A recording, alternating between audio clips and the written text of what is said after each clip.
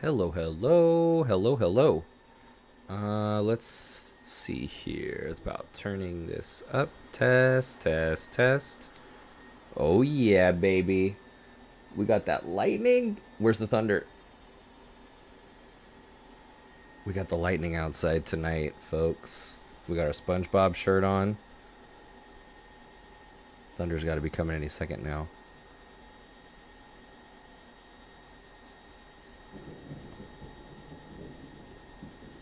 There it is. I left my window open so that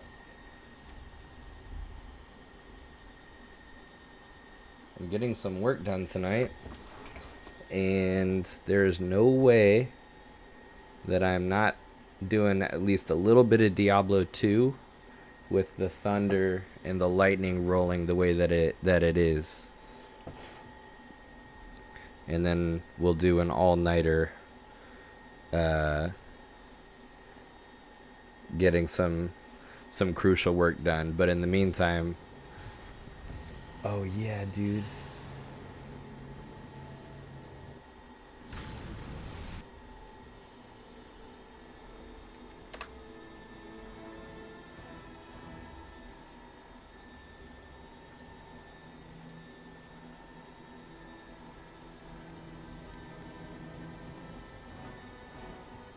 Yeah, man, that's right. I got Tom Servo as a druid. Dang, you know what?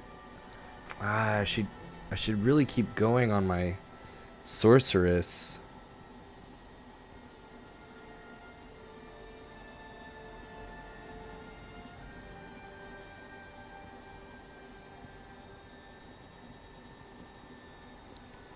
Zach, what's up, dude? Right? Oh my god.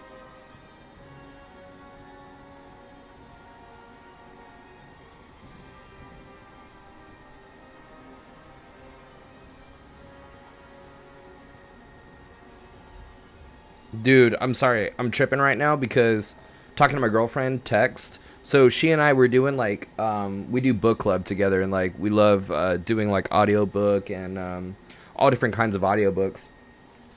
And oh my god. So I'm just texting back and forth. Right now we're doing Scary Book October. You know, just like I'm doing like Scary Video Games October. Um yeah, dude, I'm doing Sorceress, dude. I think I'm doing it. And we finished the Crucible, which was crazy. It had been a long time since I had actually read the Crucible, since high school, of course. I was like a horrible student in high school, dude, and so I don't remember.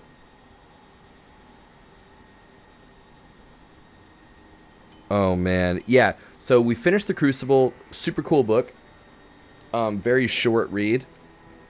But we're doing The Shining now. Oh my god, we got the thunder and the lightning going right now, dude, outside my window.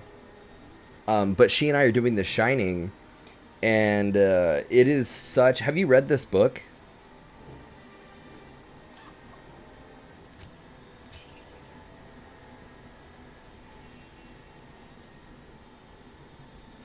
That long ago? It wasn't that long ago. I read that senior year. So you're talking about The Crucible, not The Shining. I'm assuming there's no fucking way that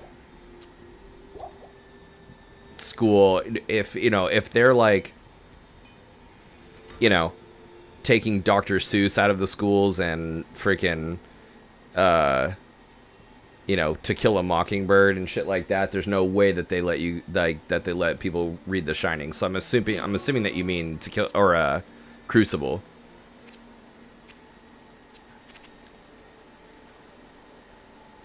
Yeah, Crucible was dope. Actually, it was really cool. Like I want to do them all. Like I want to do all those high school books, dude. Like I want to do Animal Farm. I want to do what was another one? There are a couple in my library on Audible that I'm like, ah, dude, I got to do it. But dude, so we're doing The Shining right now, and this book is crazy, man. Where it's still kind of in the opening chapters. It's a really long book, but it's still in the opening chapters about this. The first part, the first like couple chapters are about this hotel that is very mysterious. Like it's very old and is known for its people that have committed suicide and murders and stuff in it. And it's like super bummer place. Um, and it follows like it's introducing a few characters, one of which is, I want to say, a dad, like an alcoholic father who's trying to get a job there after uh, I believe it's the same character, like a failed writer and a failed teacher. And it's going into, I want to say it's this guy, because the first part of the book, the first few chapters, is this guy who's like getting introduced to the hotel. He's getting hired there, and there's a guy that has to hire him because the owner like wants this guy hired, and he like feels like he's not suitable for the job. Um, and then so it's like, why why is this hotel like so mysterious, like, or at least not why is it mysterious, but like why is it, what's the deal with it. And a lot of it actually isn't super isn't getting into the murders necessarily or the suicides, but it's like this thing is just like a pain in the ass to maintain. It's such a freaking money pit. And then like I'm in a couple chapters later, like right now I'm in chapter like 7, and so like I feel like that was like the first 3 chapters, and then like the next 3 actually, because I think the way that Audible does it is like the first chapter is like a preface or something. Then like the next 3 chapters are about this dude, this guy, I believe it's the same character, who is the backstory behind this guy's failed marriage, his alcoholism. He's a failed writer. He's a failed English teacher, who, due to his alcoholism, was like let go, and he like, goes out and with Dragon, what's up, dude? We're talking about this book I'm reading with my girlfriend right now for scary book October. We're doing The Shining right now, and so yeah, so he goes out and he like kills a kid. Like actually there's an accident where like he runs him down on a bike, and is like, the way that Stephen King like talks about him wrestling with the guy's wrestling with his guilt about it, and his denial, like no one was riding this bike, like, it was just in the middle of the street. And the failed marriage, like the inner monologue of these characters, and like their conflictions from within, like the wife that is getting ready to divorce his ass. It's like, duh. Could they have like a younger, and there's like domestic abuse involved, so they're really like painting the picture of this massive conflict between these people, and he's very erratic, very unstable, and like if he hasn't been drinking.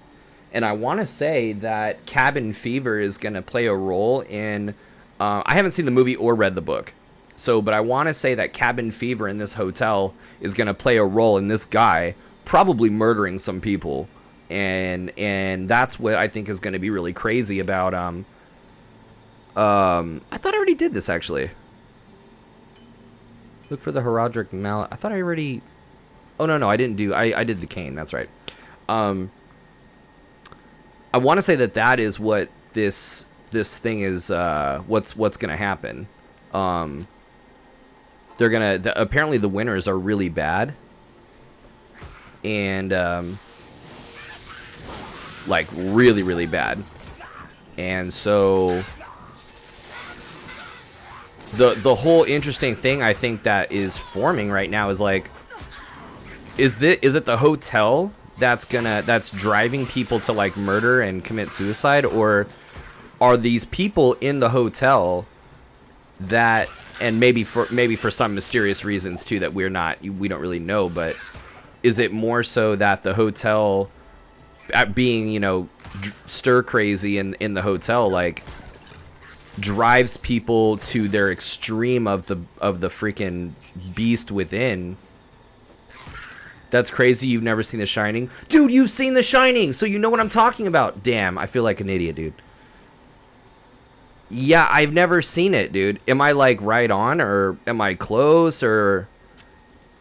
But so then you know what I'm talking about. So then this guy that's in the beginning, probably in the beginning of the movie, I imagine that's how the movie starts, right? Does it start off the same way, that this guy's getting hired to upkeep the oh my god, dude, sick. Dragon, we got the lightning going on right now, dude. I was right in the middle of doing work, and then this lightning, it's been like lightning all day. There's no way I'm not playing Diablo or some scary game in scary video game October with the lightning going on. So that guy then, Zach,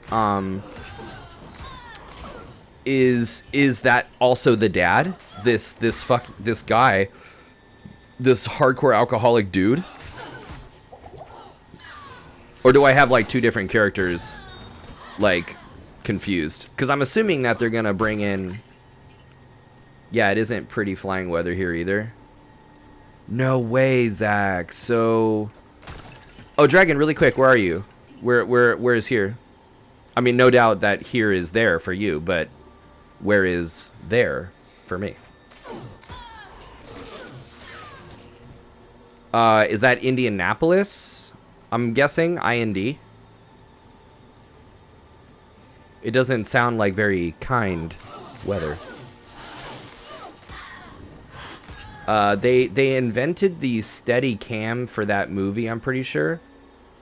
Whoa, wait. Well, first of all, forgive me, but what's the steady cam? Are you is that like a gyroscopic, something with like a gyroscope or something like that? I feel like I've heard that before. My mom's one of my mom's ex-boyfriends was he's a cameraman for Survivor, and like a shit ton of other stuff.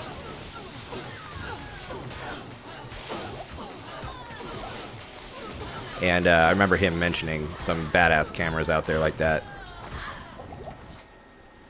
No way though, they invented it for that movie? That's pretty cool. Without a doubt, when they were talking about some of the more of like the legends, like when the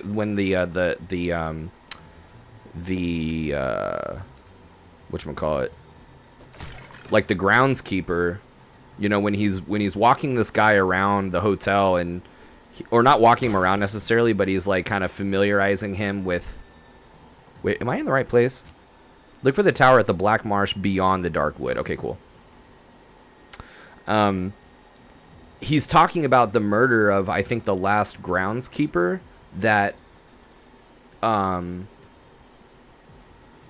killed his wife and his two daughters, and then himself.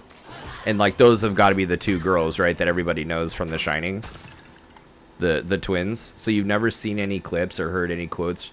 Yeah, like obviously Jack Nicholson is like fucking insane and is like, you know, groundbreaking in that movie. And like the twin girls, like I'm saying, you know, here's Johnny, you know, this guy who's like hunting down this chick, dude. But and Red Rum, you know, everybody knows about Red Rum. But I just now, like in the book, came across it, like they're alluding to it right now. I was like, oh shit, I've heard that.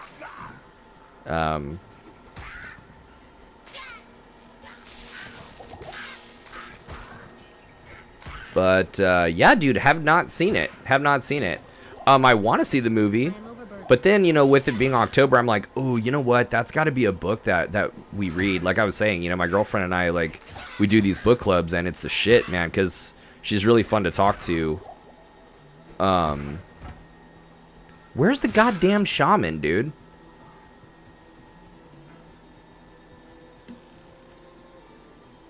Yeah, she's really fun to talk to, these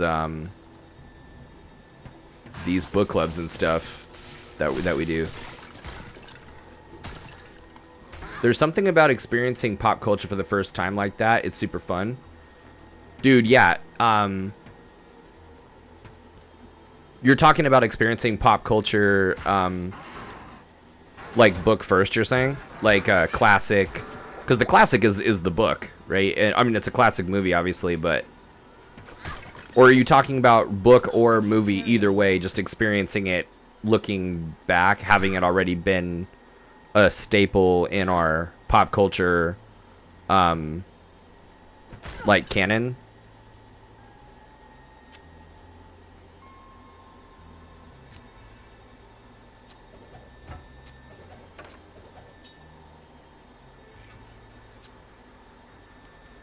Because either way, I pretty much agree with you. Like, I'm really really excited that, and you know, like I studied, one of the things I studied in school was creative writing and persuasive argumentation, um, and philosophy was one of the things. I also like studied public policy, which was, it's like poli sci and econ hybrid, and so. Having studied some of that language, and you know, it's a type of communication, you know, so it's cool to, because I used to be a horrible reader, dude. Like like in high school, I mean, I wasn't actually in my senior year, I was in like remedial classes in high school, so we definitely didn't read any, but I knew people in like AP English that were doing like the Iliad and shit, and like you know, like that's why I say like the Crucible and stuff. Like I never did really any of that I could remember, certainly, and I had horrible reading comprehension, but I got better at reading, you know, like over time. And shit, damn it, dude. So now that I'm a lot better, it's super sick to go back and appreciate these books, you know. Let's see, you said, yeah, like things we put off for a long time, haven't heard of it, and then big impact on culture. It's cool to experience them after the fact.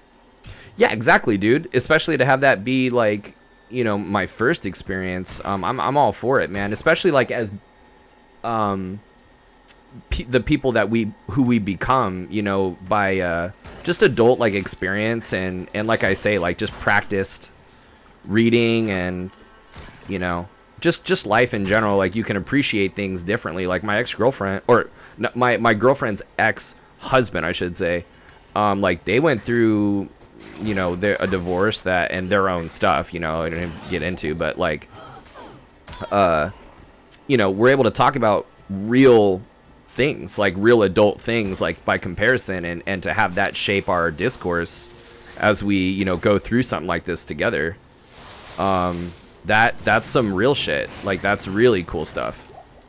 And that's just the way to do it. Now, like as I'm reading, well, this book would have been gnarly, you know, like as a high schooler and stuff, but it's books like this, or, you know, like I did read the Odyssey, and I did read a lot of the Iliad, but I didn't finish it. That's a super gnarly book. But, you know, you read, or like the Crucible, you know, like we just finished picking that up, and like I'm able to go back and be like, oh, dude, I understand why this was an assigned reading, because it's just dope. First of all, it's a quick read, but it's just like cool examples of like just literary devices, and engaging reading and stuff, and very relevant like things, for even though it's, you know, takes place in Salem, you know, during the witch trials, you know, being written in the 1950s in response to McCarthyism. It's interesting to kind of like I reflect on these books as like like prose on contemporary, like comments on prose and comments on contemporary issues, you know, and I'm like, oh yeah, this is totally, you know, I could see why this was used, you know. So just kind of rereading it with an adult mind is also super cool.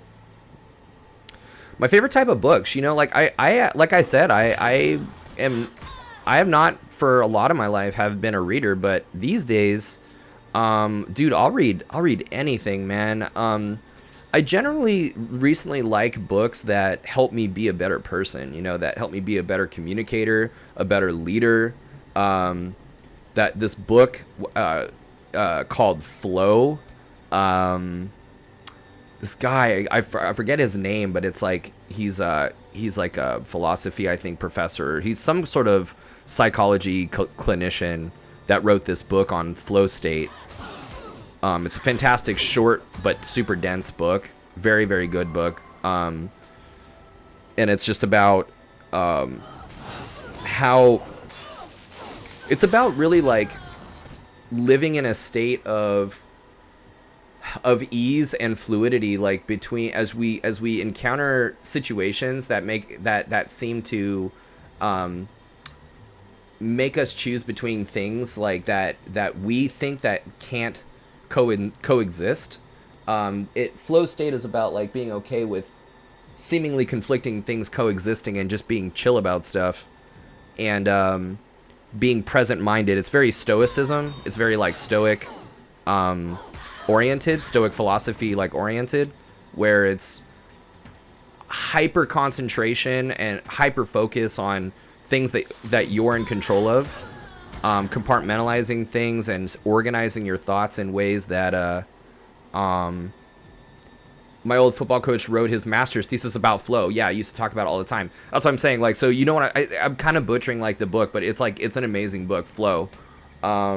It's a beautiful state of mind to be in. It's what I try and be in, and what over years of like therapy and stuff. Like after everything I've been through, not just my arm, but like other things in life. I try and incorporate this into my life. But other books like David Goggins, Can't Hurt Me, amazing book. One of my favorite Joe Rogan guests. I just finished Breathe,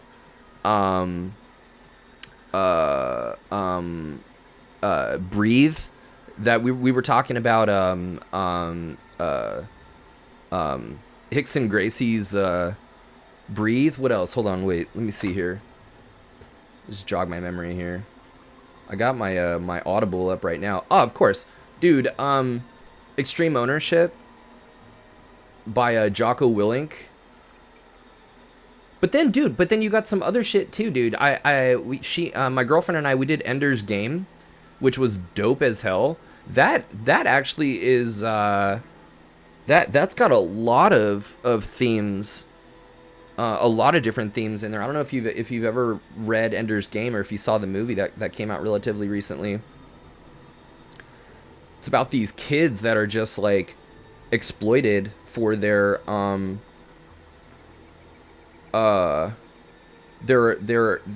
freshness and sharpness of mind, but they're extremely gifted children that are leading the charge, like leading the war against an enemy, frankly, an enemy that we don't understand, but we think we do. All we understand them to be is just an infestation. So these kids are brought up and molded into war, like generals and pilots, mostly pilots, starship pilots and fleet commanders, really. Not just pilots, but fleet commanders and officers that like lead this war. And it follows the main character. Oh my God, what's his name? Oh, Ender Wiggin. And he's like the most gifted of them all, but he's like the youngest of three. He's got this brother that ends up, he's just such a fucking fuckhead. He's whisked off like to war, and just his humanity, his childhood innocence, forget about childhood innocence, like just stripped from him, as he is, molded through simulations and stuff. And, the end is pretty crazy. I won't spoil it if you haven't seen it. Elon Musk was a great read. Skunkworks, dude. Jordan Peterson. 12 Rules for Life. Skunkworks.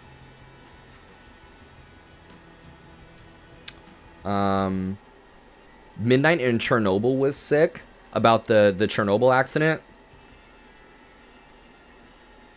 Oh my God, dude, a book that you need to read right now is do you do Audible by any chance?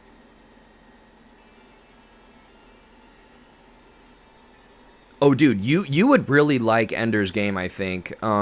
Apparently, Ender's Game is a required read for the Marines. Oh yeah, dude, Audible is the shit. Dude, you should totally. That'd be sick to do some book club sometime. But you should get Ender's Game, and you should do. No, you know what you should get is Skyfaring by. And then you will thank me later, bro. Skyfaring by Mark Van Honacker. It is the most beautifully written book about what flying like is like from a poetic standpoint. This guy is a airline pilot. But the way that he writes about the experience of flying is some like Gillespie shit. It's some Gillespie type shit. Where, you know what I'm saying? You know this poem, obviously, of the Air Force. Oh my God, what's it called? I forget what the name of this. It's like a famous poem about flying.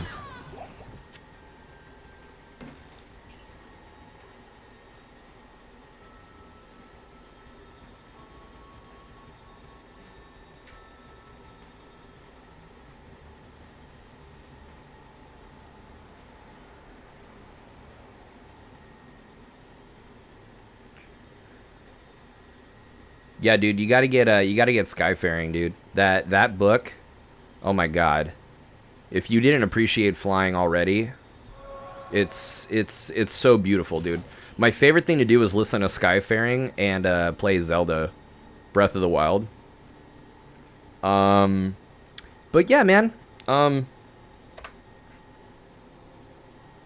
But then I'll do like some fantasy stuff. Like I just love a good like sick fantasy. Like I've been getting into the Witcher series actually, which is pretty nice. So I'm kind of like all over, dude. I'll do some science, you know. Science books and what about you, dude? If you do Audible, what kind of stuff are you getting into, man? I know this month my girlfriend and I were doing like scary book October. We're doing The Shining right now, like I said, but then we've got like shit like I've got Jurassic Park in there. I've got Dracula and Frankenstein. Super pumped about that. What else? I've got House on Haunting. What is it? Haunting Hill? Is that what it is? Famous philosophers' books for the past few years. Ah, oh, dude, nice. Whoa, fuck me, dude. That was a big one. You guys are probably gonna get this thunder here.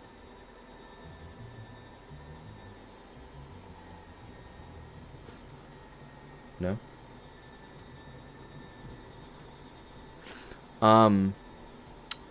Some philosophers' books, like what from what age, like from what are you talking about? Like some like weird like Jean-Paul Sartre shit, or that's his name, right? No. Yeah, Jean-Paul Sartre, right? Guy who did The Stranger and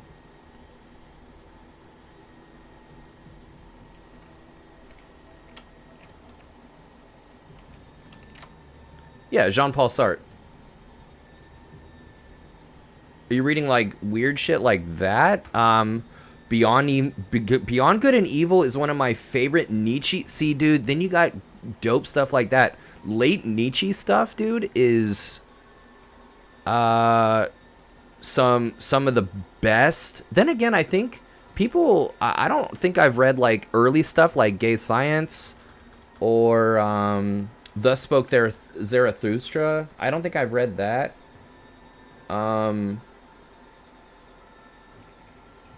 But yeah, Beyond Good and Evil, I forget where that falls. Beyond Good and Evil, is late, I believe, right? Um,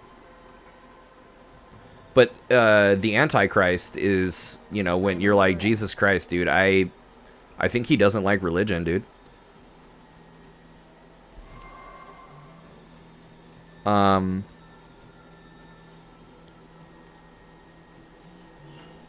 1886. Then yeah, that was toward the end then, because I know he was like going nuts, right? Um, so Beyond Good and Evil, dang. I gotta get at some of that stuff. Um, it's another one, dude. I have his best works right here. Hold up.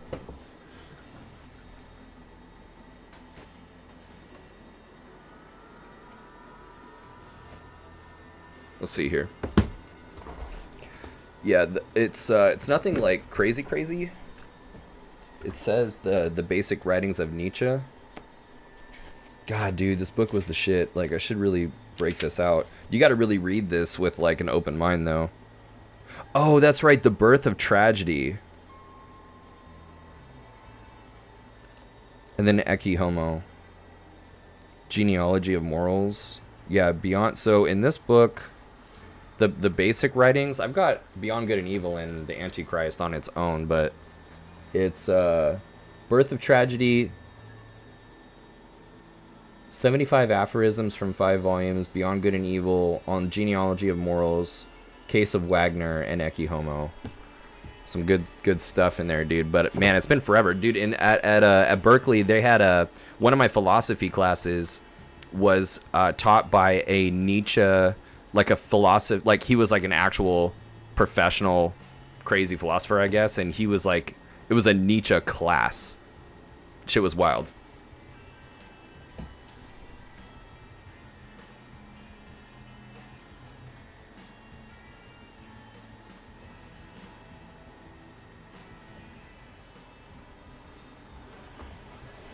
Yeah, it was honestly, it was super dope, but I was kind of out of my element because man, like what I studied in school, like that aspect, like I enjoyed public policy, and I even enjoyed, it was rhetoric that I studied. I loved debate. I was a big like a debate nerd in college. Debate actually was one of the things that saved my ass from just depression and stuff, because after my accident, like I was very like competitive, like growing up, but physically competitive. So debate really saved my ass. Like in community college, we were like a nationally ranked debate team. We would like whoop for your school's asses. And that competitiveness with my voice and my ideas was the first time I could ever really express myself and relieve that pressure. So I got really involved, like really heavily like into debate. It was super dope. I met these these people that introduced me to the idea of like actually majoring in that type of discourse, you know? And that's where rhetoric came in. And so I studied that in school. I went to Berkeley for that. And the public policy. But thing is, man, is you're kind of like I felt like they were beating a dead horse at a certain point. As cool as it was, and as essential as those skills are, I was like, dude, yeah, but so what though, you know? Now, but how are we gonna fix our environment, you know? Or like, how are we gonna build these airplanes, dude? Or like, how are we gonna build these machines? Or like, how are we gonna, you know? I don't know, man. I was like, I was getting all my work done, and then going and sitting in and auditing like mechanical engineering classes and chemistry classes and stuff, and like, yeah, it was dope. It was super sick, but at the same time I was just like, man, you guys were kind of like, I don't know, because there were some grad school instructors in that class, for example, that Nietzsche class, as dope as that class was, that was actually one of the sickest classes that I took. But still, there were some GSIs in there that like, dude, they needed to relax, and they were hardly anybody at that school is humble, you know? But still, I'm like, dude, you're not a materials science grad student. You know, you're not like a neurobiology grad student. It's like, chill out a little bit, man. Just way too, I don't know, kind of turned me off, you know?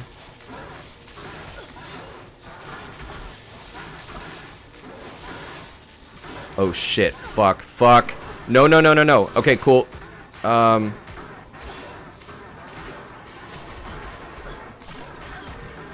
Jesus. Ugh. But it was dope, dude. It was super sick. So you're reading Nietzsche, or you just finished Nietzsche. Yeah, Sartre would be pretty cool. I like that nihilism stuff. Very freeing, you know? Very freeing. Some people get it twisted and they think it's about not caring about stuff. It's the opposite. It's about being hyper present minded because of everything's futility. Let's be present. Let's enjoy this moment. Kind of like that idea. Not a religious guy at all, you know, myself. So that's pretty cool. Kind of have like way too many things. Kierkegaard was pretty cool. I remember reading some of him. Do you ever get into the political shit? Do you ever get into like Thomas Hobbes and John Locke or anything? Those are the two like classic, like, you know, Team Locke or Team Hobbes. It's like, whoa, this is a weird thing. Do you ever get like political philosophy stuff? Jean-Jacques Rousseau, you know, is like a pretty cool, like, everyday man's philosopher.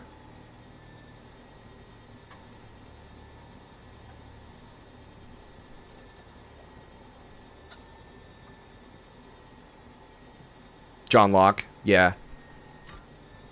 I tend to be in the middle, man. It's like, it's not, I don't believe that everybody is super duper selfishly, like, state of nature, you know, looking to. I just think that we're somewhere in the middle between state of nature, and able to work together, you know. I'm not that big of a cynic, I don't think.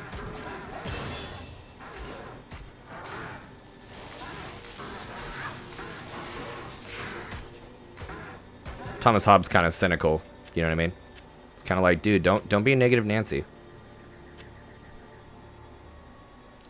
I just don't believe that we would have been able to evolve if it weren't for us being motivated by something other than survival, an individualistic sense of survival. I just think that we can innately come together, and for our mutual self-interest, like benefit of mutual, like a mutual self-interest, like, or a mutual benefit to our individual, our self-interest, like, we can work together. So it's something in the middle, you know. And I think that we can be cooperative. I don't think that, like, some people, I think, and it's been a long time since I've read Locke, but they'll say that he's altruistic, like way too altruistic and like too idealistic, that's not how humans really behave. But I'm like, dude, humans can be cool, man. Humans can be cool too. So, Invisible Hand of the Market. I don't think I read that, actually. Wealth of Nations. Wealth of Nations. Who was why do I know that name? What's that all about?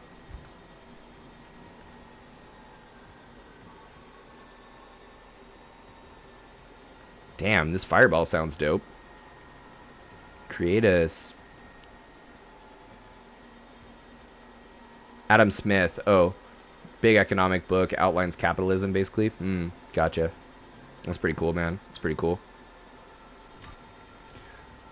So, yeah, that's kind of interesting. Like, these books that will tie together, like, political philosophy and, like, the choices that we make, like, economically, like the whole intersection of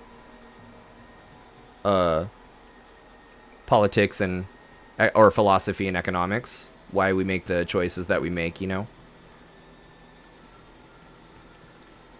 Dude, you probably know who Robert Reich is, right? He wrote Super Capitalism and like some other... Yeah, that guy was one of my public policy professors, dude. I was in a lecture. I did Wealth and Poverty was in a class for my for public policy, and he taught he taught that. He taught Wealth and Poverty.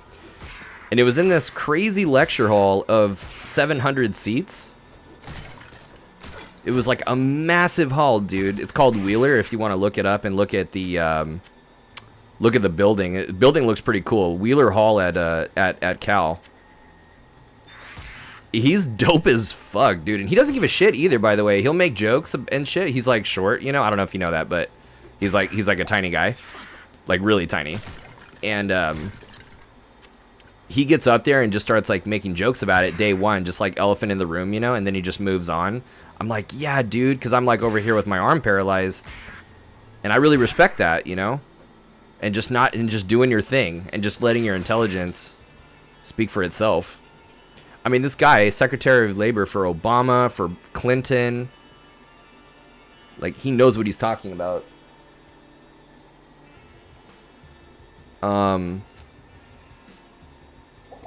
Who was another dude? I had I don't know if you ever watched The Universe. What was it on? I guess was it on Discovery? TLC?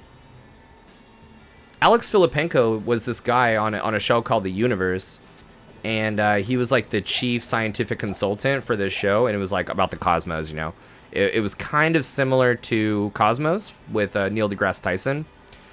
And yeah, Alex Filipenko is this cosmologist who works and does like research, I believe at Berkeley. They use their own telescopes and stuff, but he goes to Hawaii and like the other, you know, the Keck and all these like crazy places, right? And he does I want to say radio. He does all kinds of you should check him out. Yeah, he's really cool. He does all this research on dark matter, and like he's like on the forefront, like he's on the leading edge of dark energy research. And dude, I had him as an astronomy professor. Shit was crazy. He's actually where I got the idea to wear silly shirts all my ground lessons. He would wear a silly shirt, some planetary shirt, but it was relevant to what we were doing that day. And you would walk in and there'd be some music playing that was a theme of the thing we were going to learn about. You know, Lucy in the Sky with Diamonds, and we were learning about like weather on other planets or whatever, like because you know on some planets it like rains diamonds or whatever, I guess. And it's just sick. And I was like, I want to do that, dude. If I ever become a teacher, I want to do that, and so I did. Except I just wear like cat shirts and video game shirts and shit that I get from Target, and it's not exactly relevant at all. But I don't know. I like the added little flair of the character. But anyway, dude, back to you. So, yeah, what other books, what other philosophy have you kind of been getting into?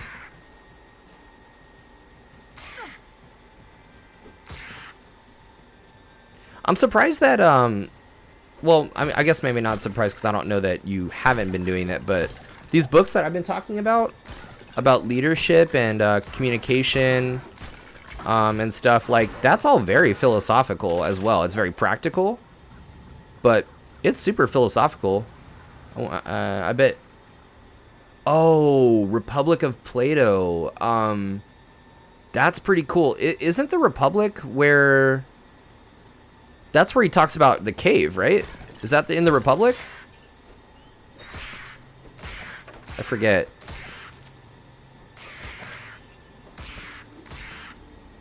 That guy thought pretty hard about, you know, that we can't see things as they really are. It's like, Jesus Christ, dude. You think a lot about this.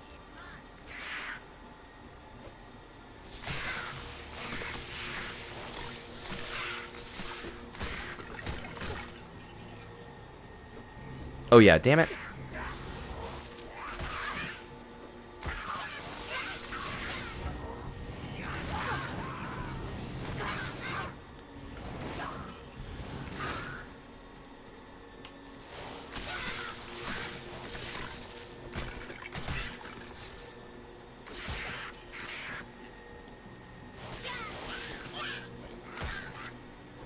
You know, the other day I was at, it's about creating just governance, pretty much.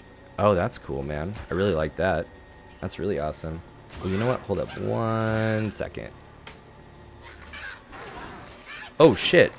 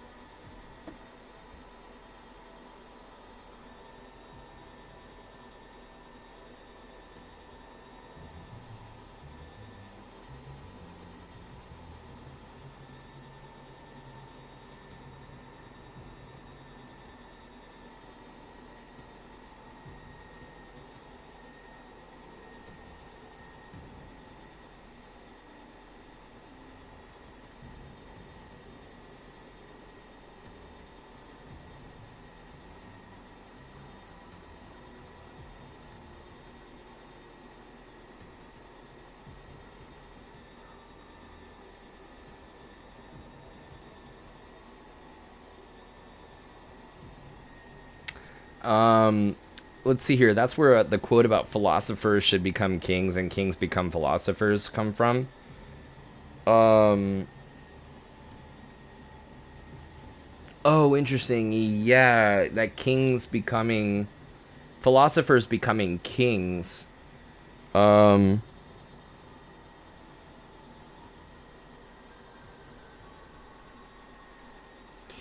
yeah, so that's interesting though, because when he says we,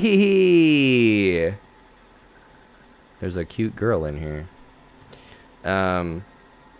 When he says that about philosophers and kings, is he's, my understanding is that there was also they were very pro like council, not like monarchy, right?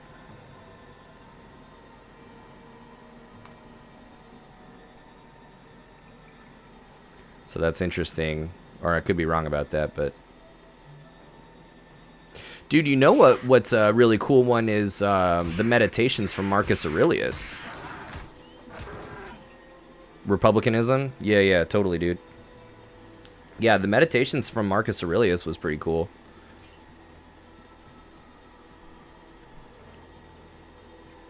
More stoicism stuff. I've been really feeling that a lot lately.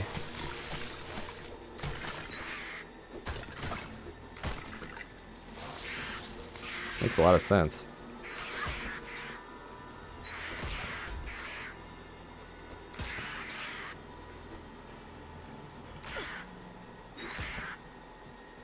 That's cool though, man. Do you want to are you studying philosophy? Are you doing like poli-sci, or is that kind of where you want to go? I know you mentioned, you know, we met by you, you know, wanting to be a pilot and stuff, but you know, in pursuit of, I'm assuming you're going for your 4-degree, or your 4-year. Oh, you're marketing. That's dope, dude. My girlfriend's marketing. That's awesome. Yeah, she's like a major marketing, she's like a coordinator slash like director. Like she's like that. She's increasingly becoming like the head of this marketing department for a aircraft maintenance place, like a Part 145 maintenance place. So she is like really stepping into a really cool role from a leadership standpoint, especially, and putting a team together to handle their marketing and stuff, which is pretty cool.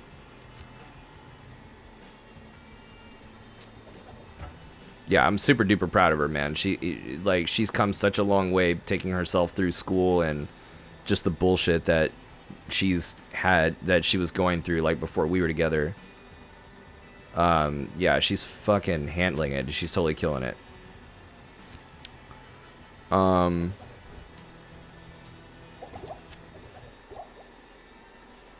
What aspect of marketing are you like doing right now? Are you doing like the graphic part? Are you doing more of like the economics and analysis part? Is there any differentiation? Like when you study marketing, do you do all of that and it doesn't really matter?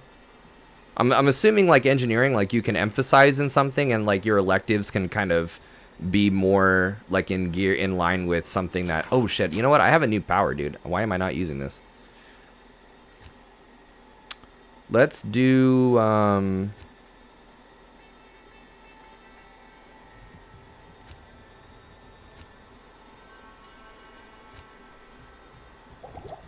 oh god damn it. You're more advertising focused, but I hope I don't have to ever use the degree. Yeah, I feel you. I feel you. Yeah, buddy. We're working on it. Working on it.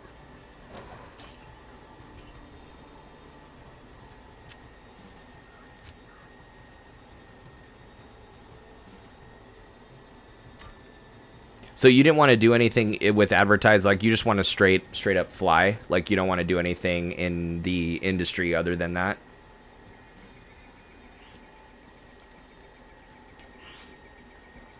Like I absolutely want to go back to school and get another degree in engineering, in aeronautical engineering, and as a pilot, as somebody experienced in both the flying and engineering and like aircraft design, would totally love to be a consultant and like either do the, you know, help do research that would help form like other regulations, like how help in the writing of certain regulations maybe, or engage on both the public policy side as well as the engineering side in developing new technologies or you know, new materials. I really like materials science. That is always really interesting. Like the chemistry of materials is really interesting. So, you know, how can we make airplanes, you know, better, cheaper, stronger? So, I mean, even though I love flying and I love instructing, big picture would be something like that. Not super interested in working in an office. Yeah, true that. Working to start a business of some kind at some point, getting a Part 135. That would be sick. That would be super sick. Yeah, and it's the kind of thing, too, where just see where it takes you, you know? Who knows? Like, you just kind of have to...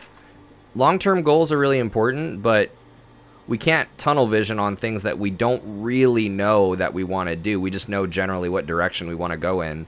And along the way, yeah, like our medium and short-term goals become clearer. But who knows, you know? Who knows where the river is going to wind?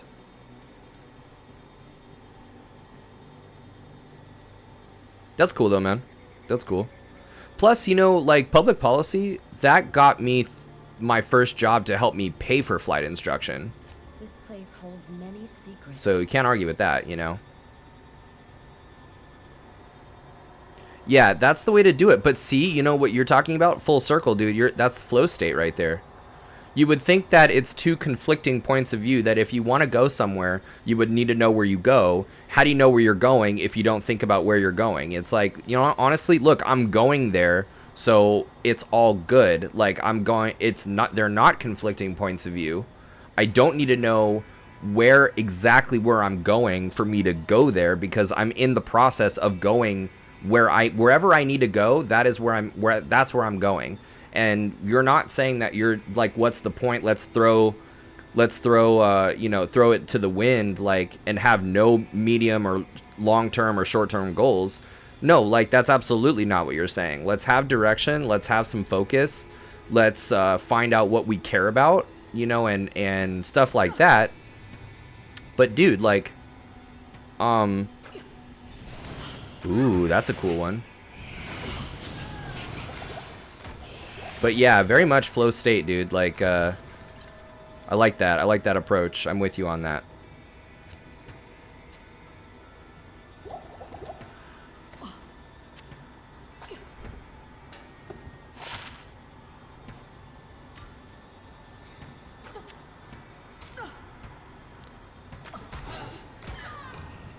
Still have plenty of time to figure that out. Just trying to explore every possible option until then. Well, you know what's really cool, man, is you're being an instructor. How old are you actually? I don't think I've ever asked. You're being an instructor at whatever age you're at, because I mean, you're not, an older guy, so right now, like being an instructor, oh fuck, dude. What are you even doing? Like, you sounded a lot older the other day when we were interviewing. My bad. Shit. Being an instructor at that, especially at that age, learning about people, learning about the process, that's what's up, dude. That's what's up. Yeah. Learning about the process, learning about how to set goals, how to help others achieve their goals.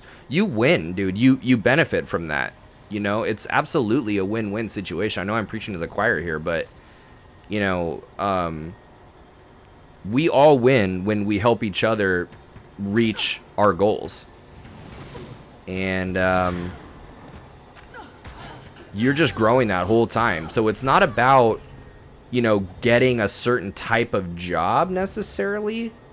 And it's not about, like, you can't have tunnel vision. You got to do what you're doing, which is totally the right thing, which is, feel it all out, with the Minesweeper out there. And just uncover the fog in sweeping motions. Just uncover the fog over time. See where certain paths lead you, I think it is important to have something sustainable. Like it needs to make sense. There's doing what you love, and then there's kind of doing it smart where you can have some sort of sustainability, and where maybe what you want to do, even if it's not the most lucrative thing, like if it can sustain you somewhat, at least give you a pivot point where you can keep moving forward and keep growing, especially if it's something that can help you get to your ultimate goal, whatever that might be, like, and grow the whole time. Like, that's what's cool about, flight instruction is, I was an AGI for a long time, and I'd been teaching for quite some time, making those mistakes nice and early. And even though I didn't want to be an AGI for the rest of my life, no,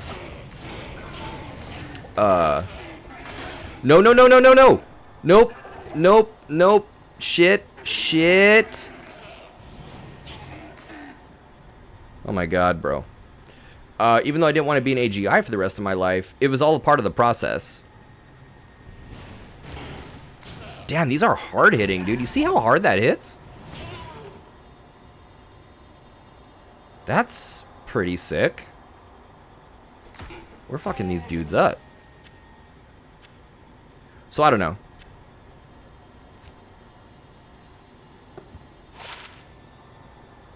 I love it though, dude. I love it. Like, obviously you're not gonna be, your dream isn't to be a scuba diver, but that could be absolutely a lifelong enjoyable thing that you do. But being an instructor and stuff, like, you're really, it's all coming around, as you, especially as you step into a crew environment in the airplane. As we were talking about the other night with all the intersections between scuba and flying, just from like a literal standpoint, in terms of pressure, technical skills, knowledge, studying, things like that. There's all chemistry, physiology. There's also the indirect stuff. It's awesome. Do what you're doing. I dig it.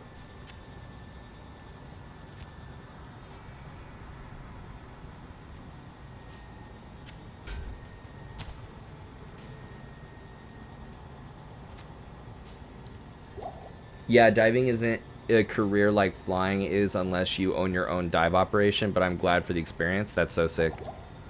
Do you think it's something that you're going to continue to do, like, recreationally, even as, you continue flying?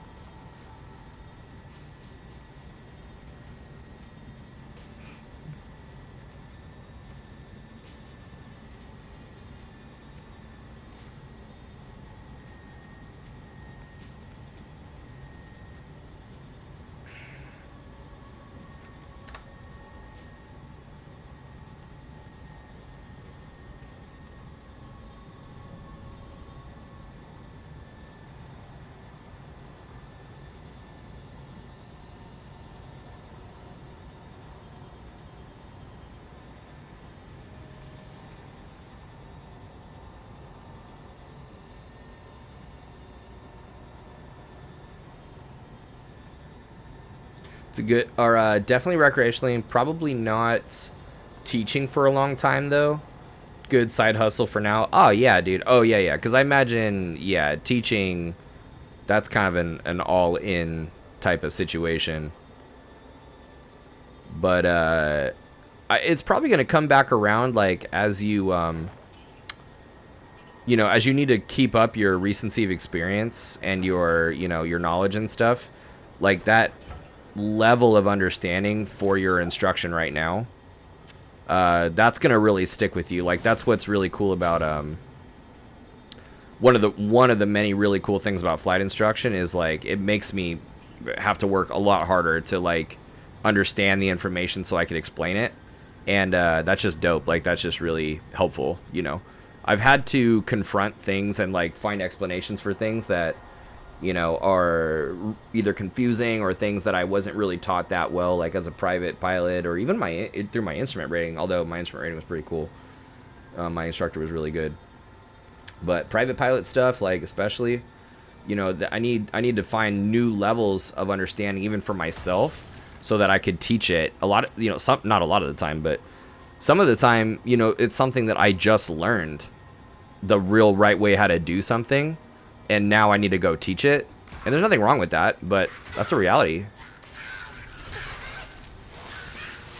So you need that really quick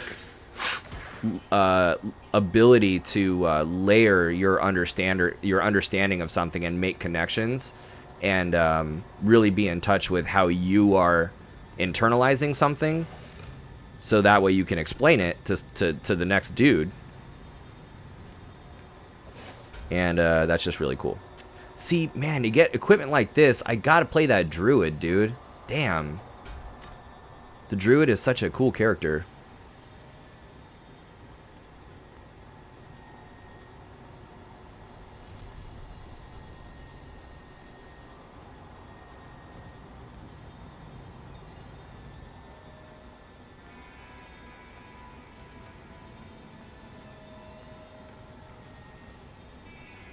I'm like in love with this fire. What is this? Fireball? How cool is that, dude? Creates an explosive sphere of fiery death to engulf your enemies. I'm like, yes, please, bro.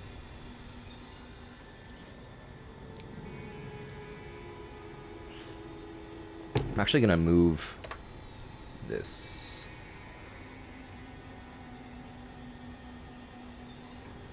Dish better. Oh, actually, maybe there.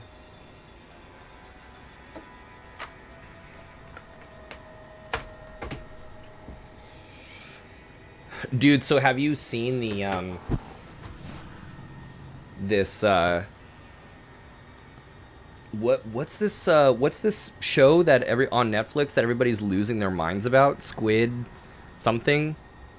Good for like 10 minutes, gotta finish up an assignment real quick. Oh yeah, yeah, no problem, dude. We'll talk.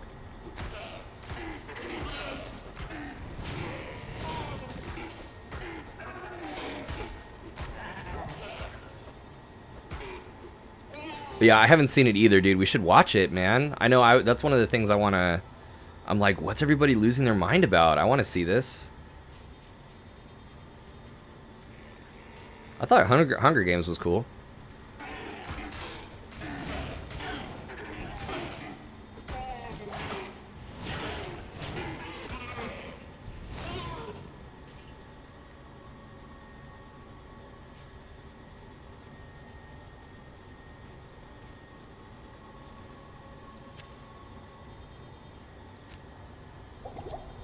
Yeah, Squid Game though. Yeah, I gotta watch that. Hunger Games was like the second book I ever read back in the 5th grade. Damn. Yeah, you're pretty young, bro. You can't say stuff like that to me, dude. No, that's cool, man. That's crazy, dude. In the 5th grade, you read Hunger Games? How did you go to therapy after? You don't have to be open with me about that, dude. It's fine. You're like, yo, the world is messed up. I don't think I want to grow up ever. Yeah, Hunger Games were pretty wild. I loved like the memes on Instagram of I guess when all the celebrities had the Met Gala. Um, everybody was like likening it to like the Hunger Games and shit. Like people were dressing up for the Hunger Games. I had a blast spoiling the third book because I was an asshole back then. You go to school the next day, guess what happens? That's funny.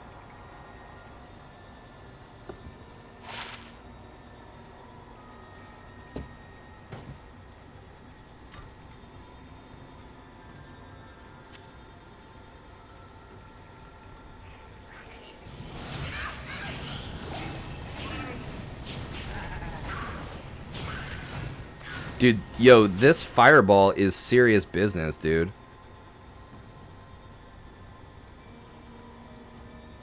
And it doesn't even cost that much. Like, if I could get more on top of the mana regen, dude.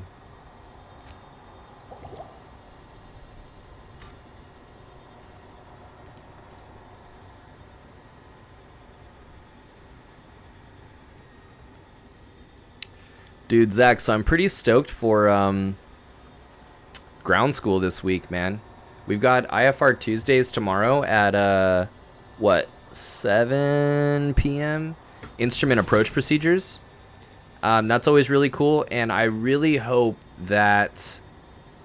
see, like, I made a game for my instrument approaches lecture. I made a most insane instrument approaches Olympics, and it took me so much time, dude, to make this thing for no reason, right? It's just a total throwaway, like, fun thing to do.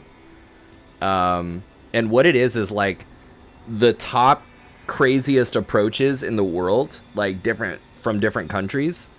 Colombia and Nepal, China, Italy, England, the United States for sure, Canada, where else? I want to say Mexico, Bolivia, where else? Yeah, top craziest approaches, craziest ILSs, VOR DMEs, NDB approaches, and localizers. And these countries, they duke it out, you know, and basically it's a vote based like game. So the problem is you need a lot of people up in the room, in the lobby, like in the chat, who can weigh in on the, you know, which is the craziest like approach, you know. And I made like for each contest, I made a podium and everything, and like I had the competing countries, like I have their national anthems like ready to go on deck, so whoever wins, we can play their national anthem. And I have like fucking confetti and shit that like comes down. I got a confetti gif or a gif that goes in front of the podium. It's way sick, dude. It's way sick. So I hope tomorrow, if we even get to it, because it's kind of at the end of a kind of a long lecture for instrument approaches. I hope that we get rated and that there's like a ton of people in there. I just don't know what we're going to do for sim, though. I am thinking maybe just like some IFR flying, maybe just some like local IFR flying or something.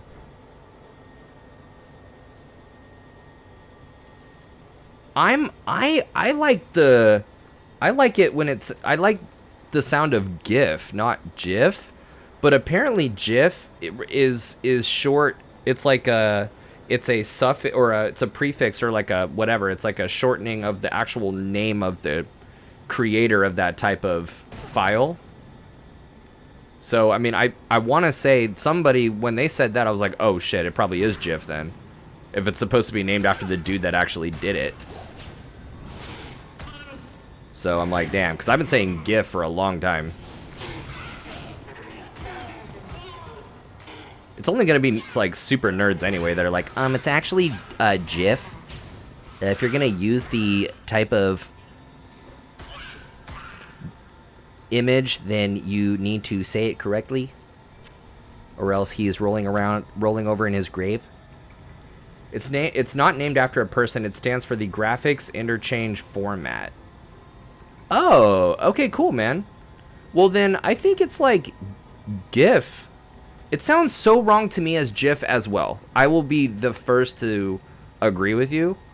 GIF sounds like I'm forcing it to be something that it's not. When you say GIF, to me, it sounds like you know that it's GIF and you don't want to say it. So it's like, why are you doing that? Katie, you're a believer in GIF like J-I-F? Or are you saying GIF like G-H-I-F?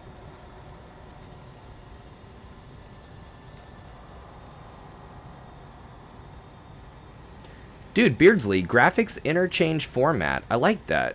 I like that. Yeah, I always thought it was interesting, like, how it's a...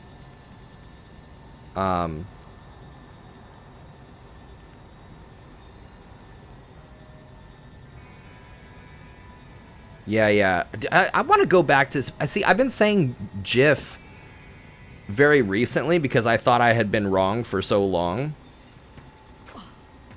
But I feel wrong doing it. And every time I say it, there's like, 9% of me that's like, you know that's not the true way to say that. You're lying to yourself, Phil. You're lying. You're lying to yourself and others. They know that you don't know what it is. Dude. Hell yes, fireball, dude. Look at this, dude. Good night, bro. Okay. Oops, we need to regen.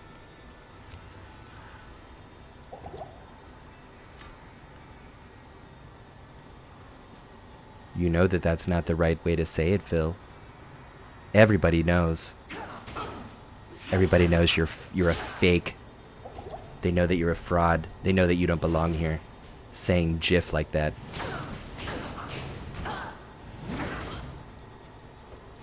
Who do you think you're fooling, Phil?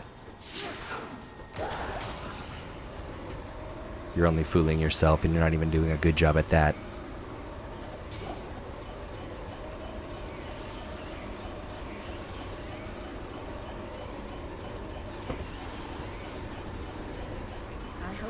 Talking to myself way too much. This coffee is lit, though.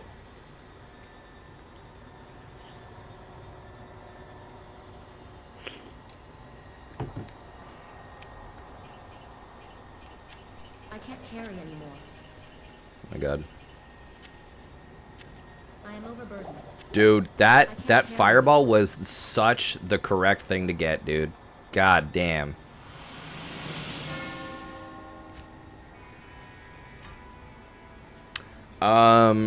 There's a great video by Tom Scott on it. Don't know who that is, but let's do it. Basically, there's no right answer, just snobs. Right? Like, either way, like, I think people are just too confident in what they think they know. Either way, people need to relax. Right? Like, can't you just be cool? Can you do that? That'd be great if you could do that for me, please.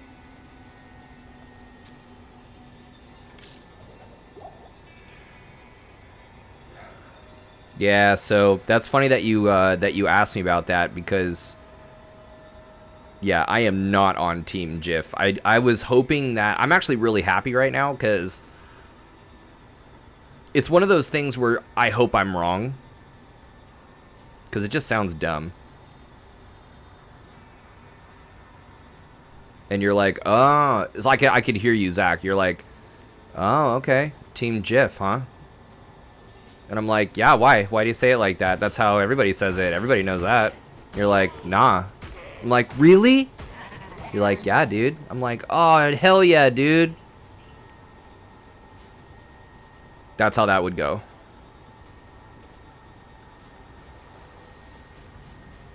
That's exactly how it went, dude. That's exactly how it went. You're like, oh, okay. GIF, huh? You don't...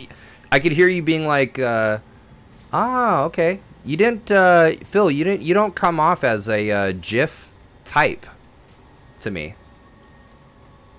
And I'm like, well, what the hell's that supposed to mean? You're like, yeah, that's what somebody who would say GIF would say. That makes sense. Somebody who says GIF would be like super insecure about somebody asking them about how they say GIF. That makes a lot of sense.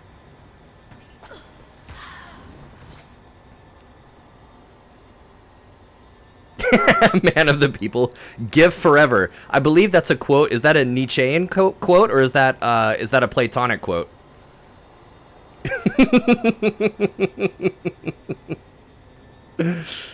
Oh man, full circle.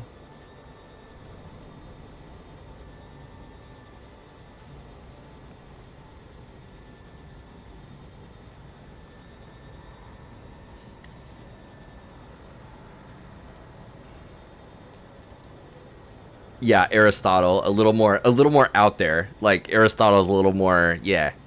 You're right, you're right.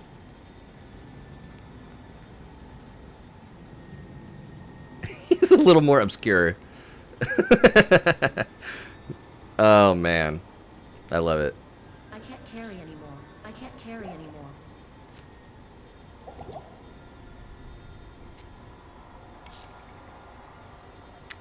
What do these do? So, oh, fire resist.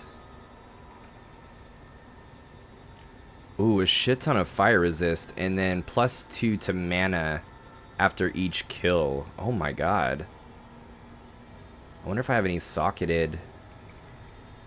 It's crazy that that is no matter what it's in. Assuming that it's not like a ring or something. Can rings be socketed?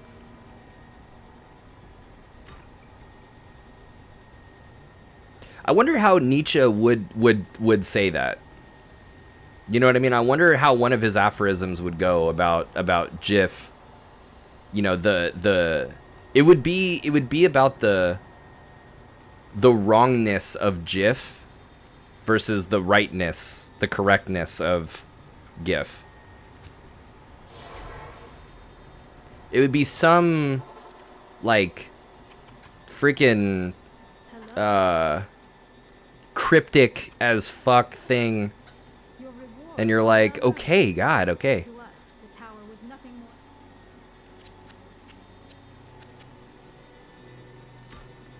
Yes. Yes. That was a pretty good Deckard gain. Yes.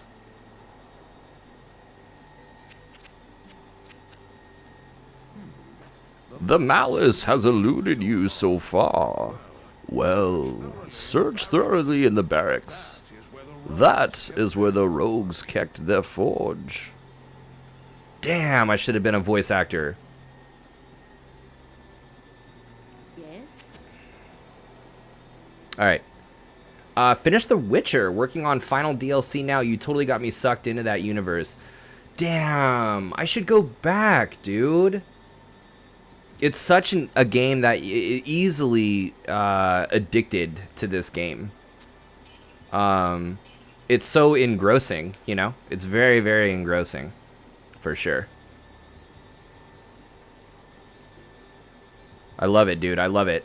Now, the DLC, you're working on the final DLC, so Blood and Wine, right?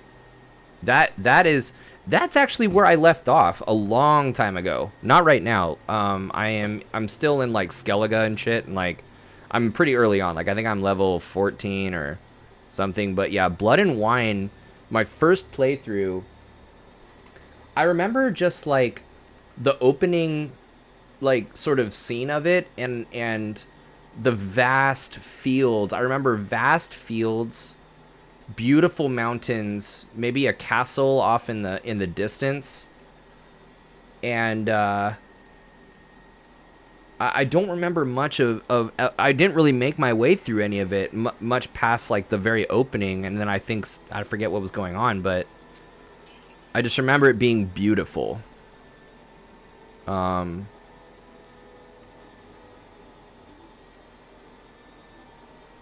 This is pretty cool, actually.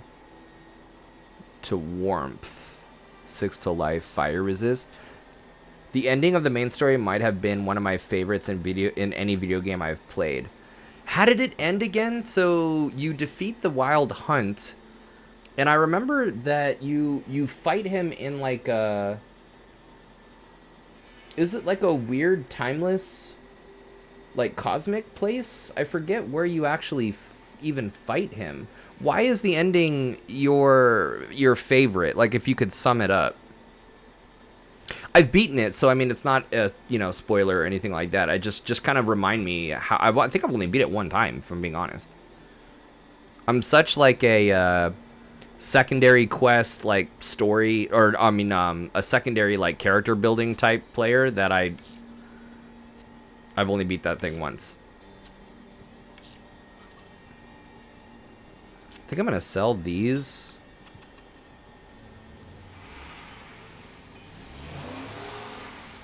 Frozen. Oh, fire. Oh no, this is fire. What do I have? Fireball. Fireball. So I don't really need... I don't have telekinesis. You said I got the good ending with Ciri becoming a Witcher, just wholesome. Ah, beautiful. Beautiful. Was there an alternate ending where she like doesn't make it or something like that? Or I forget. Is there like decision making that goes into it? That is really cool though. Like that would be a series that I would love for you to read. I'm 3 books deep. Oh, there's 3 endings. I'm 3 books deep into it. And it's dope. Like it's just really cool, man. Rich characters. Kind of like how the games are Dandelion's like musings. That's what good, bad, and bad. Dude, I gotta know what that bad is. I hope Michael Jackson comes out.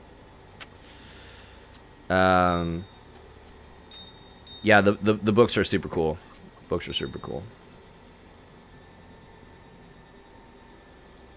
Yeah, I'm gonna sell that.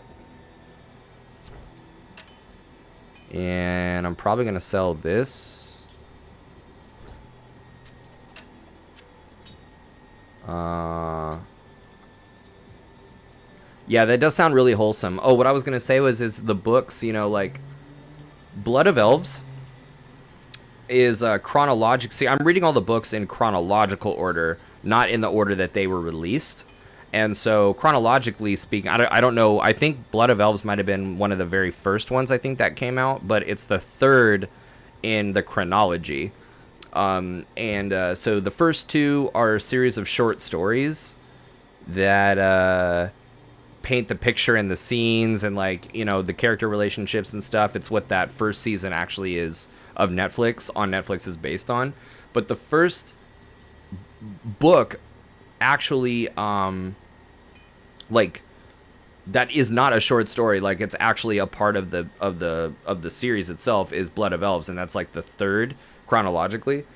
That was really cool because it painted that wholesome picture of like Ciri as a young girl going through early like stages of womanhood, but being brought up in Kaer Morhen around these dudes that have no idea what she's going through, and yet she's being put to these challenges with her body like not being cool sometimes, and they're really ignorant to that. And so Triss is this she's like a mother figure actually to Ciri,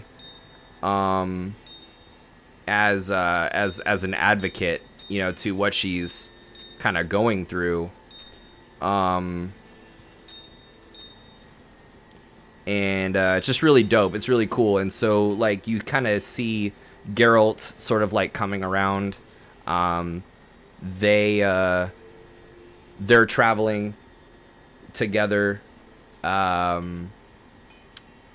to heal an illness that falls onto that Triss falls under. She's like ill, and they have to like and all the while like they're being attacked they're actually attacked by this group of elves that are out there like human hunting, and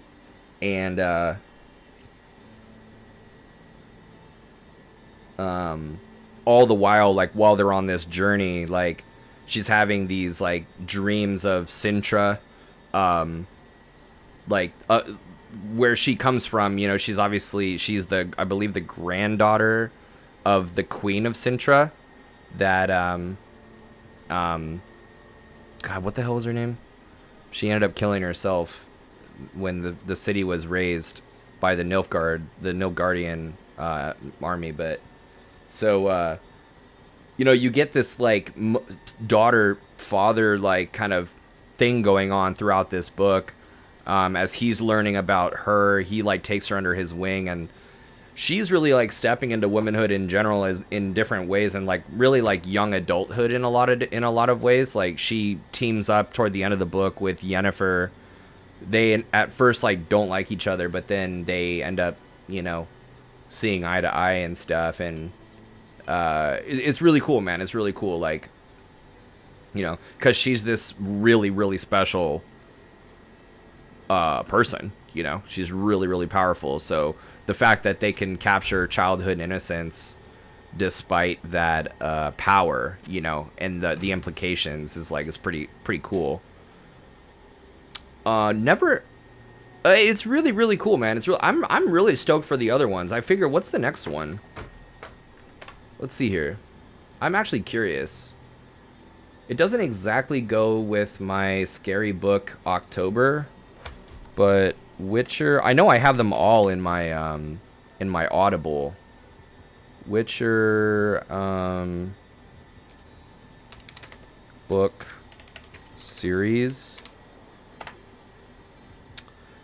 Reading order and where to start. Yeah. So The Last Wish, Sword of Destiny are the two in the beginning. Season of Storms is optional. But so after Sword of Destiny comes Blood of Elves. Time of Contempt. All right, cool. What's up with Time and Contempt? Time of Contempt. Time of Contempt.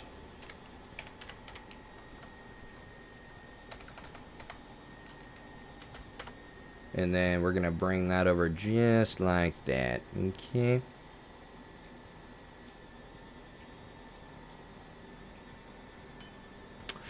Time of Contempt.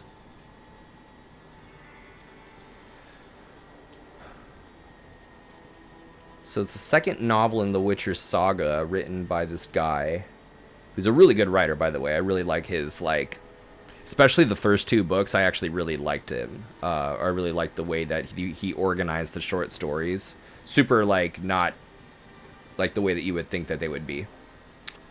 Sequel to the first Witcher novel, Blood of Elves. Okay, cool. Followed by Baptism of Fire. So following their secret conclave, the monarchs of the Northern Kingdom secretly preparing to create a pretext of war with Nilfgaard. Not knowing that the Emperor of Nilfgaard is aware of their plans and preparing on his own, Geralt consults with a lawyer, trying to discover the identity of a known mage trying to capture Ciri. Oh, right. That was actually... he was like an elf or something like that. He was actually... If it's the same guy from Blood of Elves, the story actually, I believe, starts with Dandelion being accosted by somebody. And, you know how he's, like, cutesy and shit? He tries to, like, blow this guy off, and it turns out he's, like, magical. He's, like, a mage, and so he, like, chokes him out or whatever. And like starts torturing him for information of where Ciri is. I want to say that's how it starts. I know that happens in the book. So at the same time, Yennefer takes Ciri from the Temple of Elendor to Gorse Vallon. Yennefer plans to enroll Ciri at the School of Magic. Talking business with Dwarven banker. She follows Ciri a day out to see the city, escorted by one of the banker's young employees while viewing the exotic menagerie. Ciri inadvertently provokes a disturbance and uses a magic amulet that Yennefer gave to her in case of an emergency.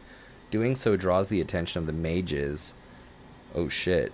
The former in... It sounds like the ring in Lord of the Rings, you know what I mean? Where the, yeah, like the ring, basically. Whenever you wear the ring. Sorry, I just lost my place. Let's see here. Out hunting for truant students, temporarily evicted from their quarters to make room for the visiting mages. While Yennefer, Tissaia, and Marguerite are discussing Ciri's upcoming education, Ciri, resistant to the idea of being imprisoned at school, steals a horse and rides to a nearby town where she heard Geralt is staying. Yennefer pursues her, leading to reunion and reconciliation with Geralt. Oh, bow chicka bow bow. Dude, these two can't help themselves. The three return to the island together. At an evening reception, Geralt meets several interesting individuals, including the mage who usually earned his living soldier and mercenary before he trained using magic. Suggests that Geralt could train to be more powerful magic user, but the Witcher's not interested. Vilgefortz also hints that the power struggle is imminent and that Geralt will have to choose sides. Vilgefortz wants Geralt on his side, but Geralt prefers to remain neutral. Dijkstra, dude, you remember that guy from, he's the big dude that, Dijkstra is in Witcher 3, where, you help, help him investigate, like, his wealth that got stolen, and it was Dandelion that actually stole it. They, like, broke into it. It was the guy that was, like, in the bathhouse that, the big dude. Dijkstra, the king of Redania's spy master, who also tries to recruit the Witcher. I believe that was Dijkstra. Yeah, things didn't end well for him in my game. I forget what actually Dijkstra. I forget how it ended with him, but I mean, I know, like, at the end of the mission, like, we just parted ways, and he was aware that I lied to him, that I knew that it was Dandelion. But yeah, I forget. After the reception, Yennefer and Geralt retire to their room to reconnect on a more intimate level. Ooh. Early in the morning, the Witcher's awakened, need to urinate, walks to the courtyard, stumbling, attempted... What? Oh, he's bigger in the endgame sections? Damn. He stumbles on an attempted coup. Imagine going in to go take a piss, and you're like, the fuck are you guys doing here? Philippa Ahart, a sorceress in Redania's court. I remember her from the last book. Dijkstra have organized the coup, ambushing and binding several mages who they intend to bring before the conclave and accuse of conspiring with Nilfgaard. Emperor Emir wants the chapter of mages broken apart.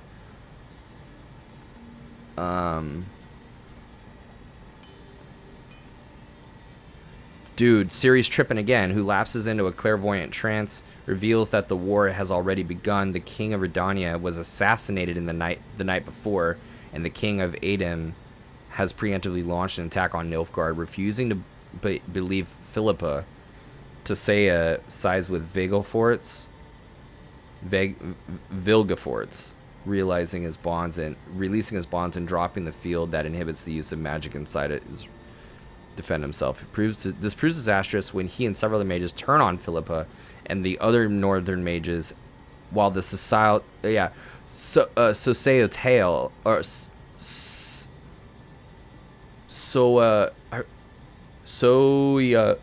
Soyatail. I forget how you pronounce that, but they're called the squirrels for some reason. That the Soyatail, or the group of mercenary mages that I was talking about that were out hunting for Ciri and confronted them in the last book, working with Nilfgaard. Geralt disables Dijkstra, rushes to the rescue of Yennefer and Ciri, and ensuing chaos. Fight off the Soyatail while Ciri flees from the scene. The head, she encounters a black rider from the nightmare. Whoa! At the head of the Soyatail, she encounters the black rider from her nightmares of the escape from Sintra, but the rider identifies himself as Geralt as Cahir, a Nilfgaardian soldier who actually saved Ciri's life by helping her escape the sack of Sintra. Yeah, right. He's fucking lying.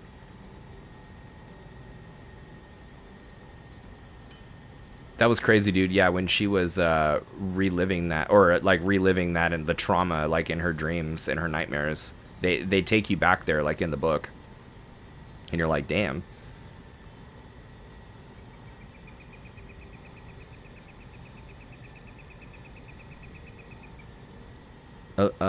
Tisea finally realizes her mistake, and along with Triss Marigold's help, takes Geralt to safety before committing suicide. What the fuck? Soon after the events at the island, Dandelion finds Geralt recuperating in the forest under the care of the Dryads and fills him on recent events. Rivia, Lyria fall quickly to the Nilfgaard invaders, while King Foltest of Temeria made a hasty pact with Emir and preserved his kingdom. Elven mage Francesca was named queen. Nilfgaard, the false series. Ciri awakes in the Korath desert and barely manages to stay alive thanks to the help of a unicorn. What the fuck, dude? When the unicorn is wounded in a fight with the burrowing desert creature, Ciri awakens her talent, her latent magical powers to heal it. But the power she taps into is so potent that she has visions of herself as an omnipotent avenger, ravaging the entire continent and taking revenge on all those who hunted or abandoned her. She feels safe and gains a sense of belonging among the rats, who are refugees from the war as she is. Oh my god, dude, what? She identifies to herself to them as Falca, a dreaded witch from history who she saw in her vision, tempting her to take revenge. The story hints that Ciri, the last descendant of the Cintran royal line that carries the elven blood, is the prophesied child who will destroy the old world and usher in a new age. That sounds like a dope ass book, bro. That needs to happen. Damn. That sounds like a dope ass book.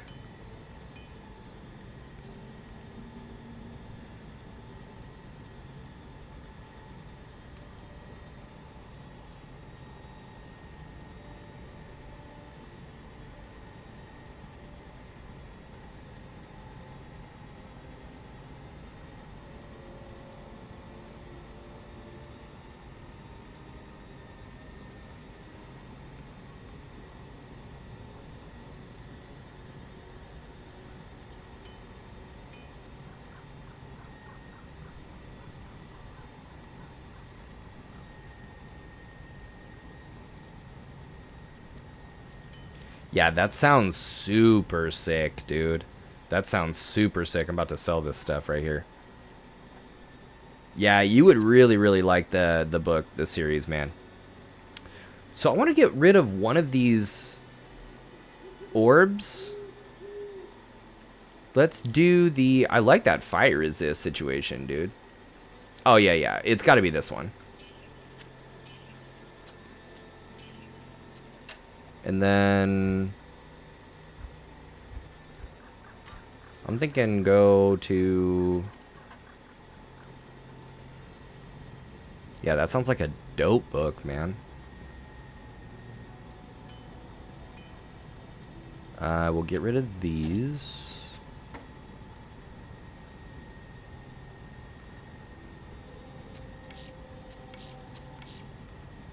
Oh, yeah, yeah, and I want to get rid of this too, actually.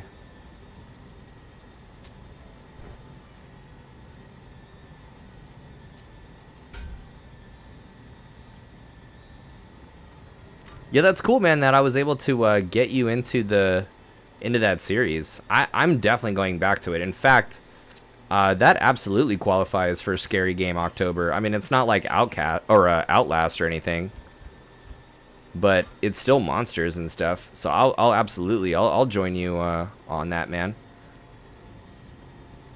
I'll join you on that journey, even though yours is coming to an end. All good.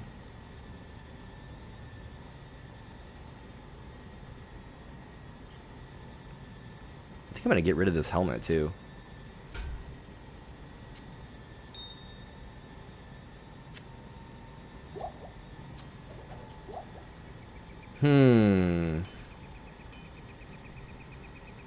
Oh yeah, dude, horror games. You know what? The other night, I streamed with my sister, and my girlfriend together on Discord. Actually, that was like just last night, and I hadn't done that before. So now that I know how to do that, like I'm totally gonna bring them on and stream the Discord while I play. And we were doing Outlast, dude. We were doing Outlast, the first one. So I love that. Outlast 1 and 2 are pretty sweet. Nice and scary. What else? I've got some dope stuff to play in October. I've got Alien Isolation. What else?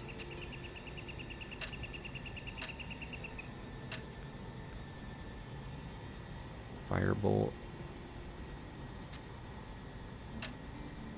Dude, I have played Amnesia. Oh my god, are you serious? Hold on.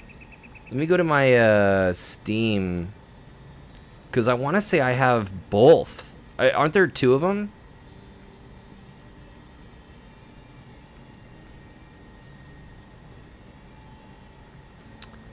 Yeah, I got some good... Dude, Geometry Wars, though, am I right? Yeah, The Forest. But I have, yeah, Dead Space, dude. I've been playing Dishonored 2, actually. On PS4. But yeah, I've got A Machine for Pigs. Yeah, Dark Descent and Machine... So... Now, I remember Amnesia not being as scary as I thought it was gonna be, or am I misremembering that? Like, are you enjoying it?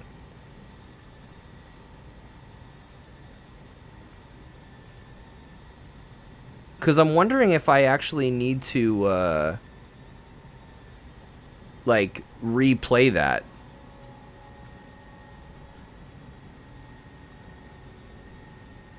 What are your thoughts on Amnesia? Maybe like a favorite one, or, you know, were you finding the same thing, by the way? It wasn't as scary as... Because it's definitely a different type of scary. I played it when I was young, so it was probably way scarier than I remember. Yeah, I mean, I think I had played... I want to say that I had played, Doom.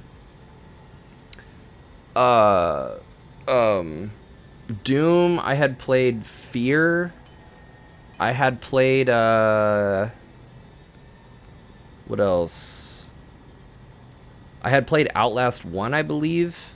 I forget what I played before, but it didn't seem that scary to me, and it was good. I remember it being like, whoa, this is cool. But I found myself a lot of the time, like, I feel like artificially, whoa, you know, like I'm scared, you know, when it's like, I don't know, you know. But I remember it being pretty creepy. I definitely remember it being creepy. And one of the things I remember actually was, I'm actually going to reassign these skills here.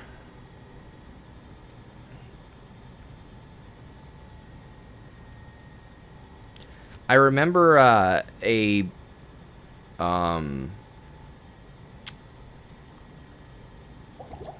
God damn it. I keep doing that.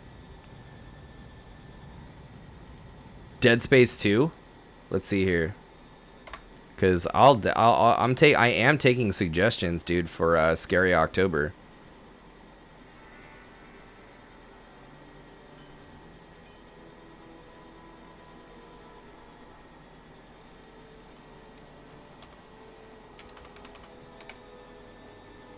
Said Space.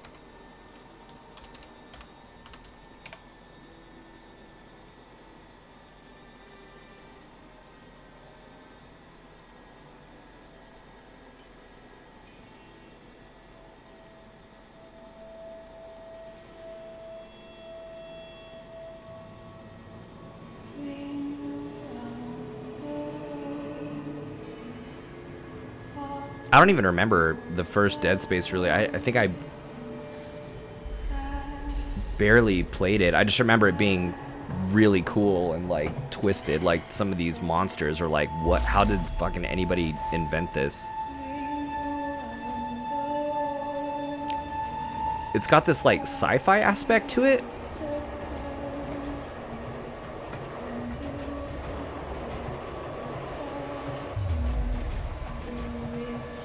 Damn, this looks cool.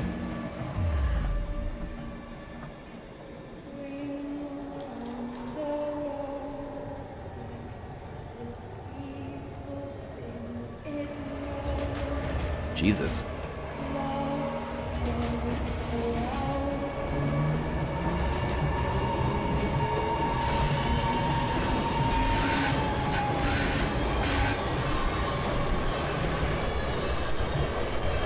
Oh my. I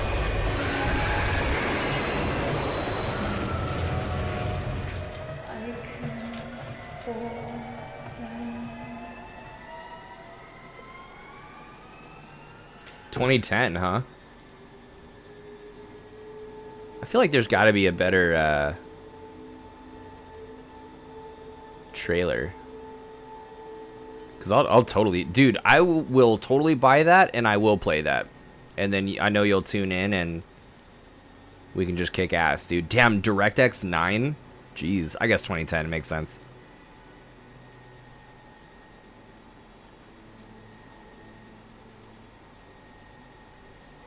This guy says, I've replayed this game like no joke about 30 times on console, and after all these years, it still holds up. That was last month. Just watch it for the just watched first few minutes of the game.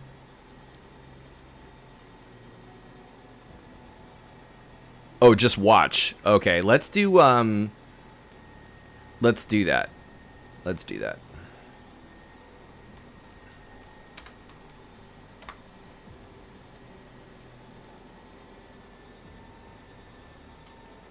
I'll totally buy it. I'll totally buy it and play it.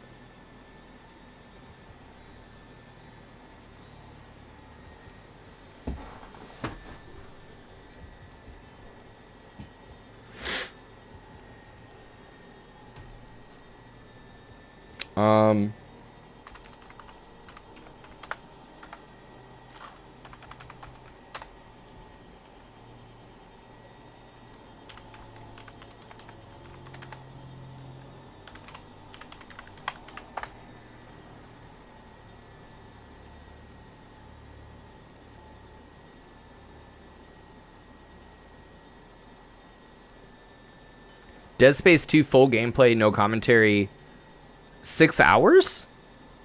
Does that sound right? Long play walkthrough of 5 hours?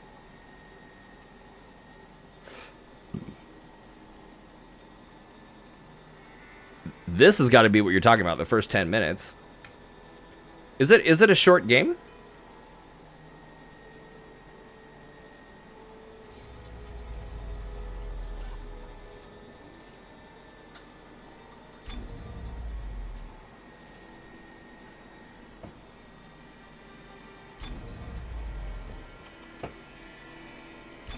Damn Zealot, I bet is crazy.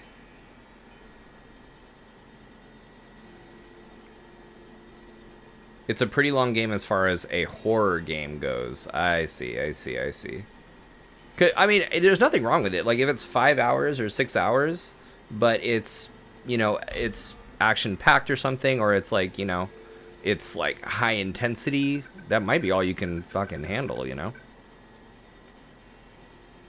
Yeah, I got no problem with it. I'm used to play role-playing games, you know? Skyrim or Zelda, where it's like, dude, like I spend mad hours side questing and all. I just play different types, a different type of game, I think. So, just good to know.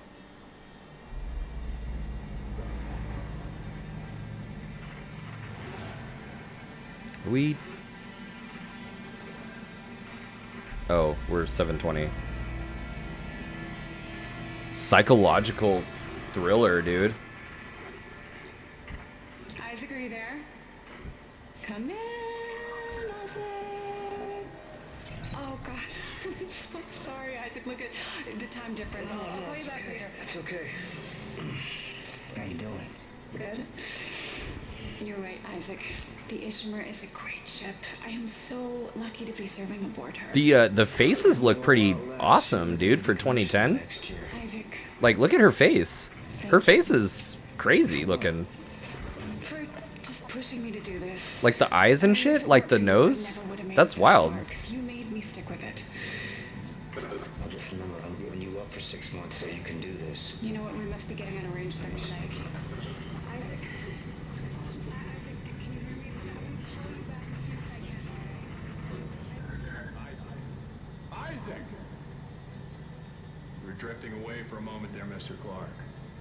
I believe you were telling me about your nightmares that you've been having. About your dead girlfriend.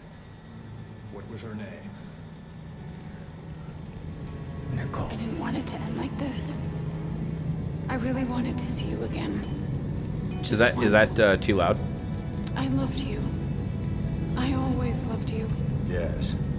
Nicole Brennan. She was a senior medical officer stationed aboard a Planet Cracker-class vessel. Hey, Ishimura. USG Ishimura, yes. Part of a mining operation on Aegis 7. I understand communications went down shortly after their arrival. You were part of the repair mission. A mission for which you volunteered, am I right? What did you find aboard that ship, Isaac? I found something. What did they find aboard the ship, Isaac? The marker. It's Sauron. Did you have contact with this marker? It made you see things, didn't it? Things you didn't want to see. Oh It shit. spoke to me. What did it say, Isaac? What did it say to you, Isaac? Isaac? Isaac, can you hear me?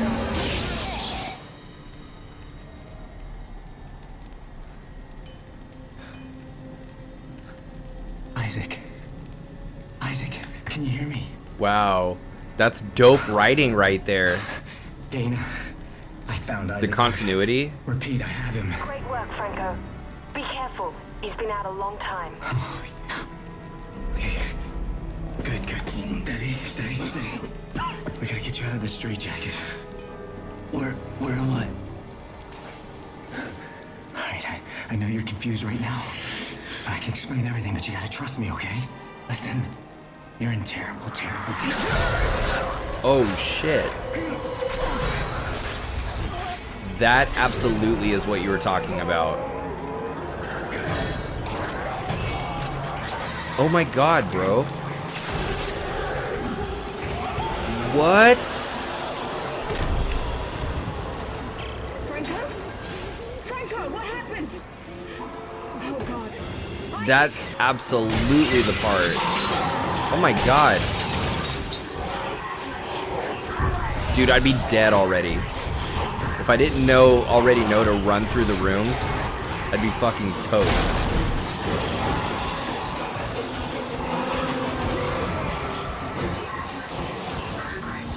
Oh my god.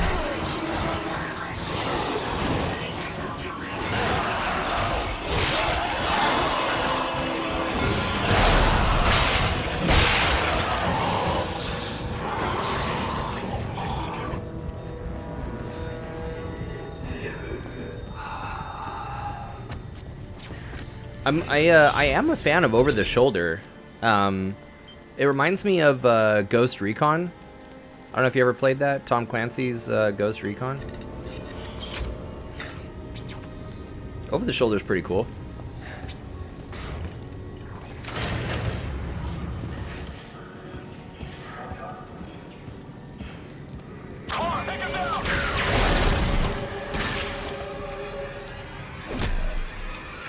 You say Dead Space does horror so well, such a well-designed game for making you uneasy.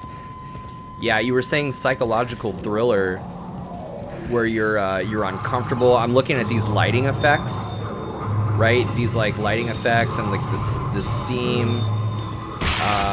Not a whole lot of jump scares. It's just it seems like it's environmental.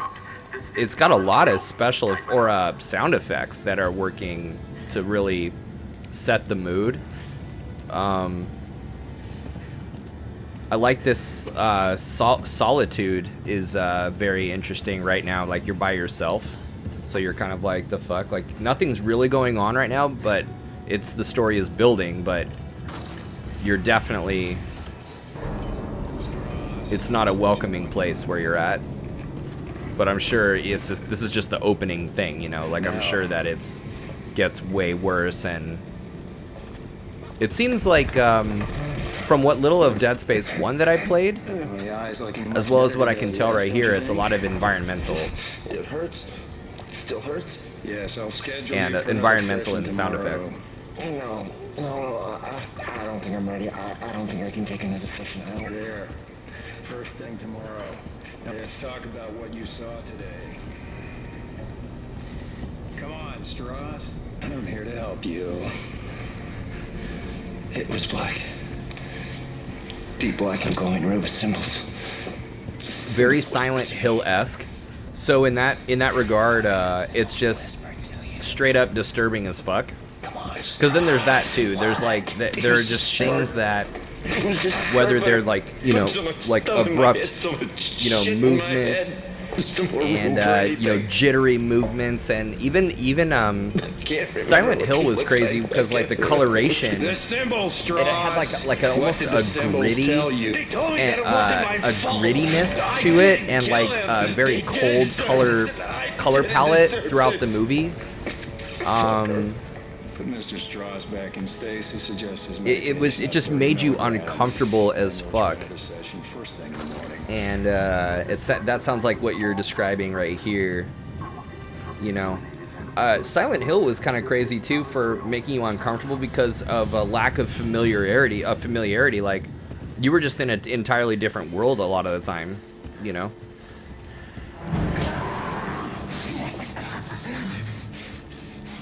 Come on, man. Like you were actually removed from reality in watching Silent Hill, I believe, if I remember correctly. Very disorienting. Very disorienting. Listen to me, man. This game makes you dread every hallway. Oh, I love it, dude. Get out of here. Just cut me out of this straitjacket. Oh, you're in a straitjacket. Oh, that's right, because you're like crazy and stuff. They're like evaluating you. No way. Oh. Dude, the way they did that was so fucked up. Escaping from what I've done. Take it easy, buddy. Just take it easy. Your rig is red. It's red. There's a health pack and a flashlight in that wall locker. You should grab them. Go ahead. Take it. I won't be needing it anymore. Dude, let's do let's go Dead Space 2 Isaac, crazy we're all gameplay. gonna burn for what we did to you. Oh shit. Oh my god, dude.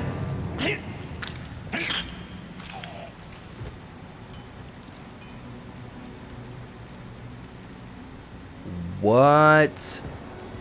Oh my god. Epic moments. Well, I don't want to do epic moments from Dead Space 2 because that is going to spoiler alert it for sure.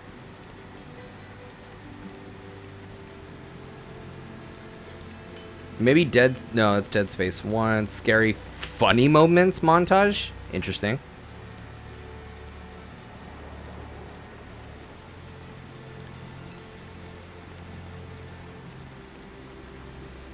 I would love to play this game on my rig that I've got right now.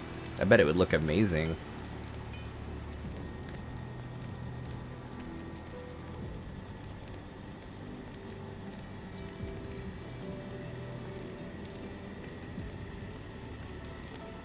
Interesting. How Dead Space's scariest scene almost killed the game. I mean, do you know what they're talking about with the art right there?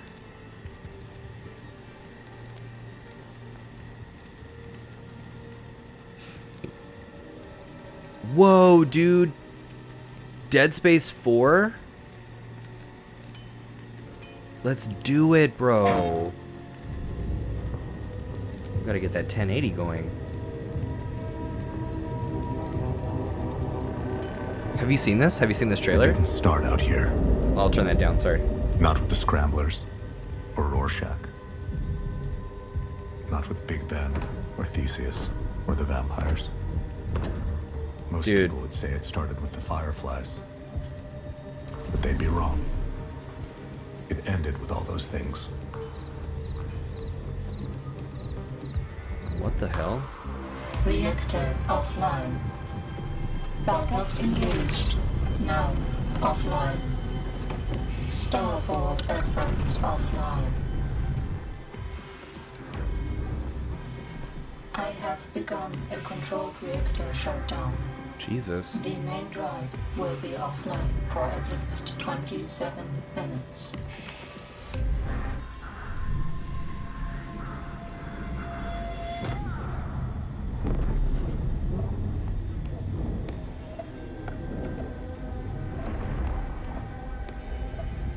Excited? Fucking right.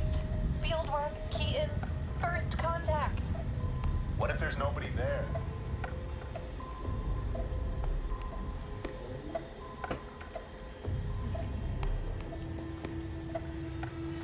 Oh, right. We get it now. You don't think there's anyone here, do you? Your mistake, Theseus.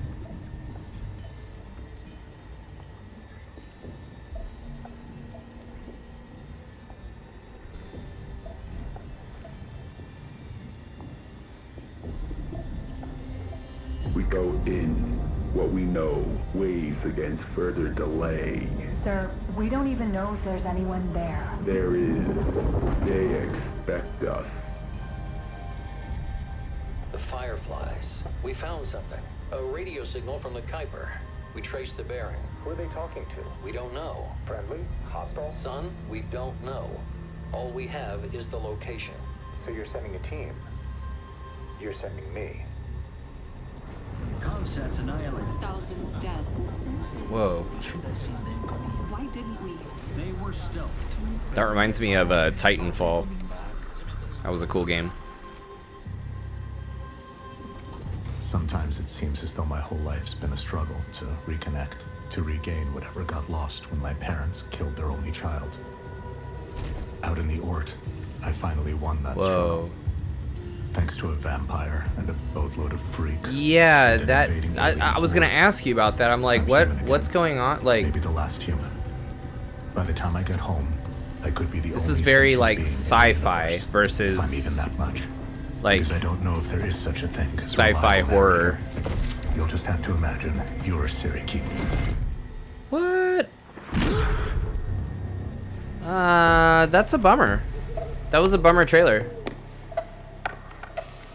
I'm not even a Dead Space, oh, why Dead Space 4 was canceled? That's pretty funny. Well, that's okay. But damn, that makes a lot of sense because it's kind of like, what is the identity of this game? You know, like, what are you? Like you're saying, you know?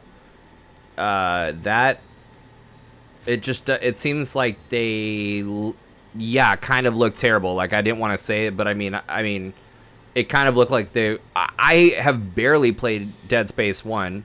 Dead Space 2 looked dope as hell. I'm for sure buying it, and we are playing it in October for sure. Tempted to have that be my next game, actually, instead of Alien Isolation. But, based on what I know about those two games, it seems like they lost their way. Maybe it was a different team.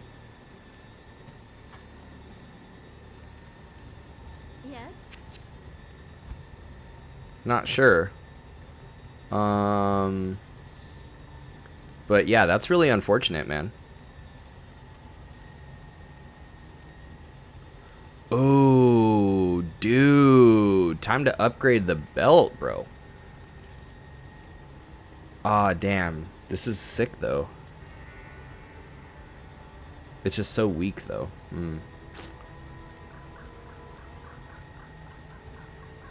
3 was also pretty good. Dude, so you kind of like that scary stuff, huh? Do you watch any scary, scary shows or anything, like, on Netflix? I know they got House on Haunting Hill. They've got, I know that there's some kind of, what I'm assuming are scary animes out there. Like, I think Parasite, was that Death Note? Do you, what other kind of scary stuff do you get down with? Or are you gonna get into any scary video games after Witcher? That's my other question.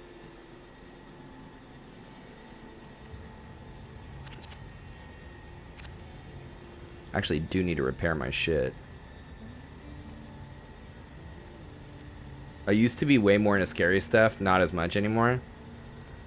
Yeah, buddy. Yeah, I do partake myself. Yeah,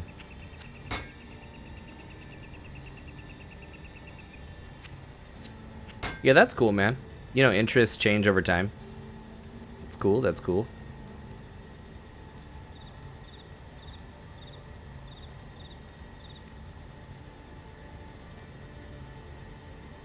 Yeah, I remember, I really like scary stuff. Down here, they're at Universal Studios in Hollywood. There's, you know, they got these, like, theme parks are always, like, setting up, like, mazes and shit, like, for Halloween, you know? So, Halloween Horror Nights and Universal Studios Hollywood does it just the way that you would imagine Universal Studios Hollywood would do it. They just absolutely murder the game. And, I've always loved that, dude. I love getting scared. I love the loss of control. You like the name of my sorceress? Ding! Sup? You fell into the scary craze in the early 2010s. I've turned into a way bigger narrative. I've turned into a way bigger narrative type of person now. Yeah, dude. Just appreciating those, like, complex stories. That's what I'm saying, dude. Good evening. Ooh. Should we gamble?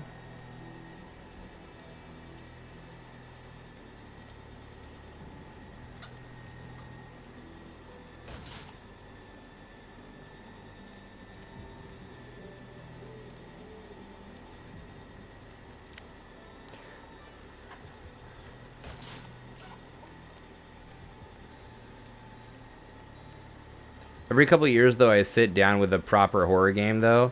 That's what I mean, dude. Like, it's been a while for me, and I'm with you on that. I say we gamble on these 2,000 boots right here. 1 durability. Yeah, it's not the greatest.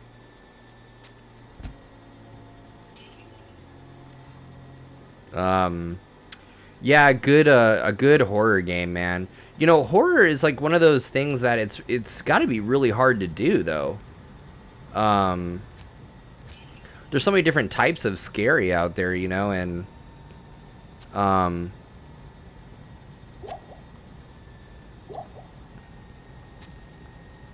you know, you don't want cheap. You don't want like cheap horror, you know. And there's, yeah, like I say, there's so many different types of scary. Especially when you start fusion, like, you know, do you think it's easier to do scary games as fusions? Like, you know, Dead Space is that sci-fi horror fusion, whereas Outlast is just like straight up scary as balls. You know, I feel like Dead Space is like more of a 50-50 mix of sci-fi and horror, maybe even 60-40 with the emphasis being on horror. I'm not sure. But, you know, Alien Isolation, that's definitely more like 70-30 or maybe 60-40 in terms of sci-fi and just classic movie.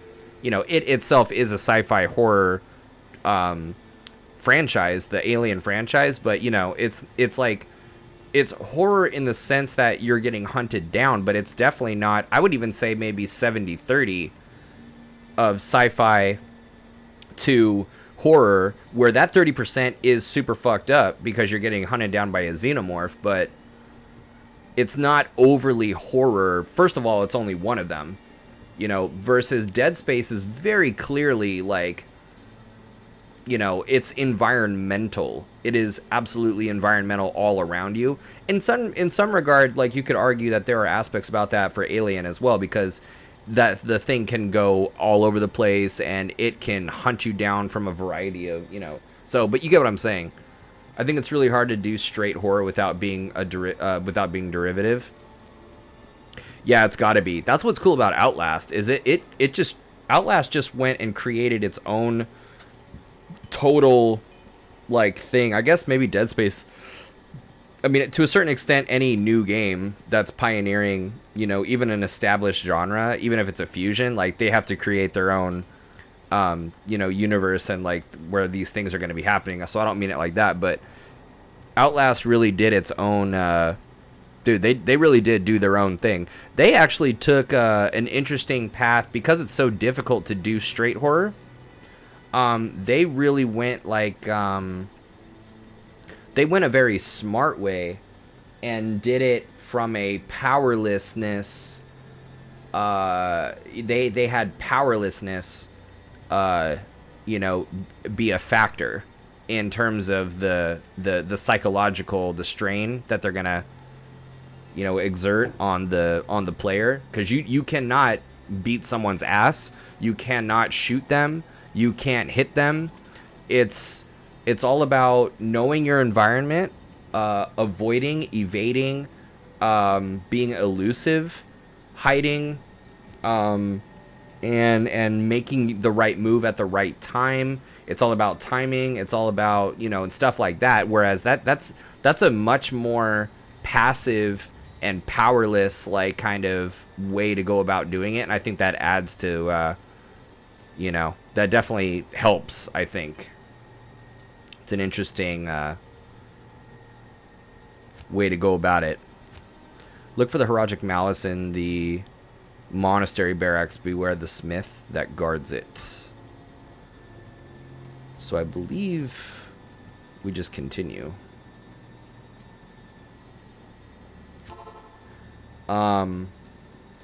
Let's see, you said Outlast really reminded me of Half-Life 2 with the church area. Oh, I forget that actually in Half-Life. But the church area, that's right, in Outlast 1, like, where I believe like toward the end, right? Or not when you're like really getting into the weird shit in Outlast, but I mean like when you escape the asylum and it's kind of there's like a churchy area. Obviously in Outlast 2, you know, you're making your way up to the chapel, I believe, on the hill, if I remember correctly. But it's definitely creepy as shit. The area with the doctor in Outlast was another one of the really memorable areas in horror games. Yeah, the doctor, like this guy that, you know, is just himself like a walking human experiment, a walking like hodgepodge. Just looks like a zombie, you know, and I think that, you know, rarely is an evil doctor, rarely do they like exude deranged, you know, being deranged.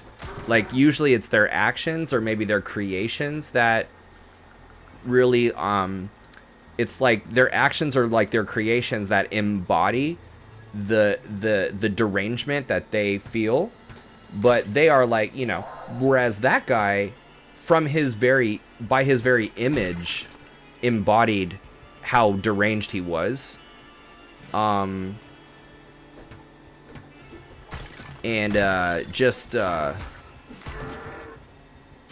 that was really cool. When you're tied to the table with the saw, it just makes me shiver.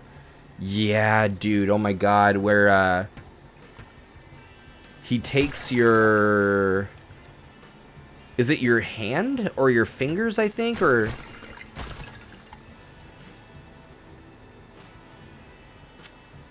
Is it your arm? I forget your fingers. I believe it's these. He takes like your something in there. I think, right? Is it just? I don't think it's just one finger. But you're right though. Yeah. It's just. Ugh.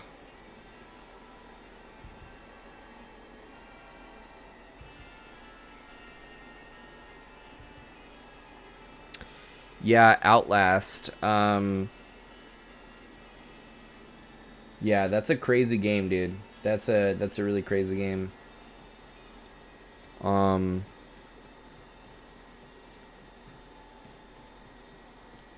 really like the whole like camera thing with like the black light or the night vision, like the finite amount of night vision, and you gotta hunt for that. There's this like aspect of the survivalism that incorporates searching for the batteries in order to and you have to be like strategic. That was pretty cool, added element there. It's not just you hiding from shit all the time. There was like this like survivalist strategic element to it.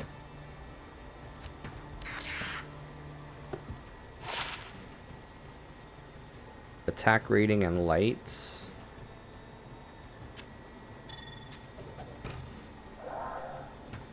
That's right though, dude. The doctor. It's freaking nuts, man.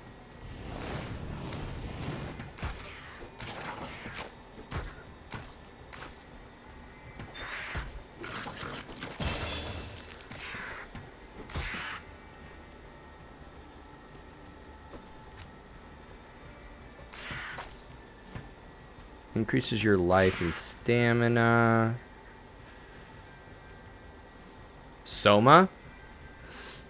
What kind of game was that? What was their spin on there's so many different ways to spin horror.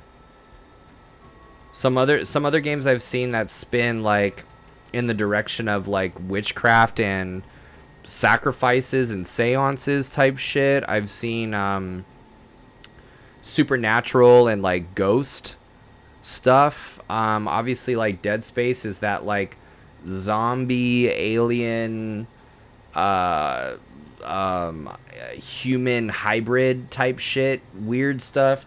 Outlast was interesting where it's like it's a combination of the being hunted down aspect, human experimentation, and like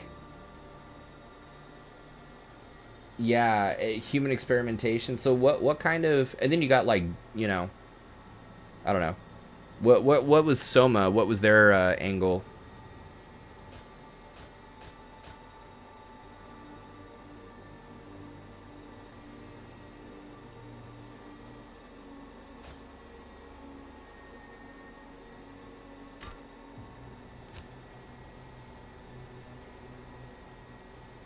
Dude, next level is fire damage 19 to 33 for only 5.5. Yes, please. Oh, now increases the rate at which you receive. Ooh, mana. That's what we need, though. That's what we need. Damn, that next one, though, for sure is going to be Fireball.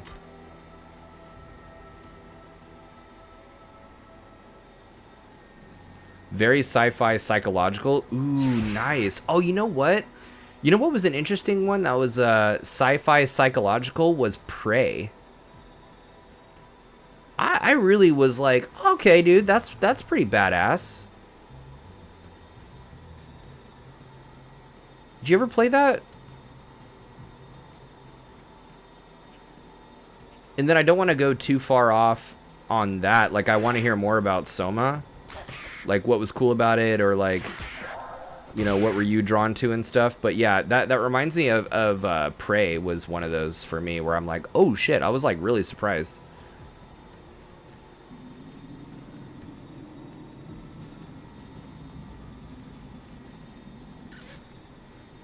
Yeah. Check it out, dude. Go look at check out a trailer. It's got this like interesting Native American like aspect to it. that I've never seen before or since, like in a video game, especially one that's going to combine sci-fi and horror. It's like, what? How is that even possible? But they they do it. Oh, you only watched a playthrough or like gameplay? Yeah, go check it out.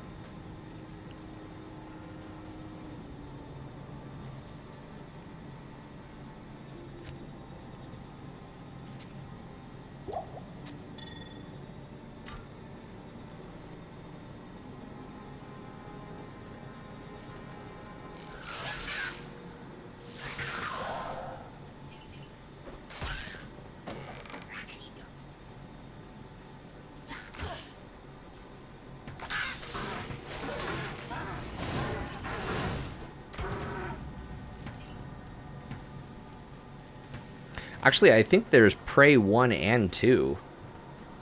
And I want to say they were both highly rated. I know Prey 1, I believe, was the safe one for sure.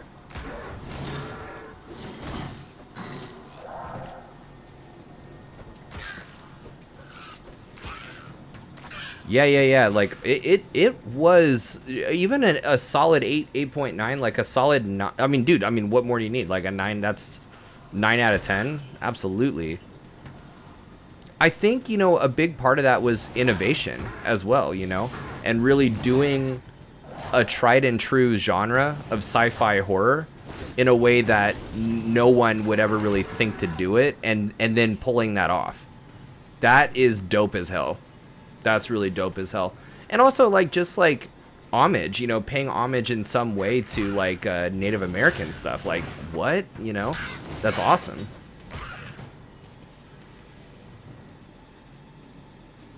I don't know. It was just very different, and I like different stuff, or I like stuff that's different. And in a way, like, it didn't feel like that. It didn't feel like it was forcing it, which I thought was interesting. It didn't feel like it was, a game about a Native American guy that they like were like the genre, the horror sci-fi genre was like an afterthought. Like, it really was balanced and was just like enjoyable, like, to play. Like, I think it was really cool. I thought they got the proportions just right. Because ultimately, people they want to play like a psychological sci-fi, or I mean a horror sci-fi,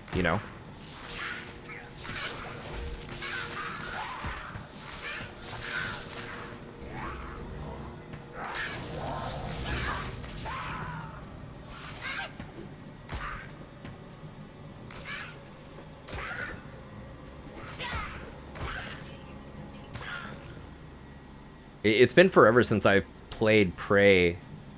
But I remember certain scenes, like when you're up in, you're like knee deep in the alien ship. It reminds me of when the guys in Independence Day go up to the ship and it's like all around them. Kind of reminds me of that.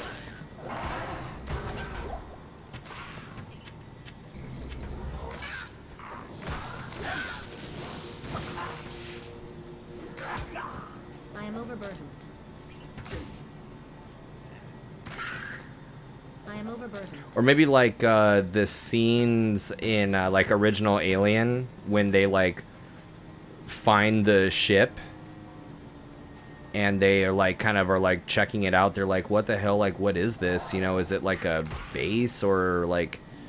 And then they find the room. They're going through it all and it's like massive rooms and stuff. I can't carry anymore. I feel like there are no good horror movies anymore. Games definitely have more variety. Yeah, man. Yeah, I agree with you. Unfortunately. It's really hard to come by. There are some good ones out there, though, like The Sinisters, I think. It's been a while since I've watched those, but like The Sinisters, I remember Insidious. Psychological wise, like Crimson Peak, I remember being cool.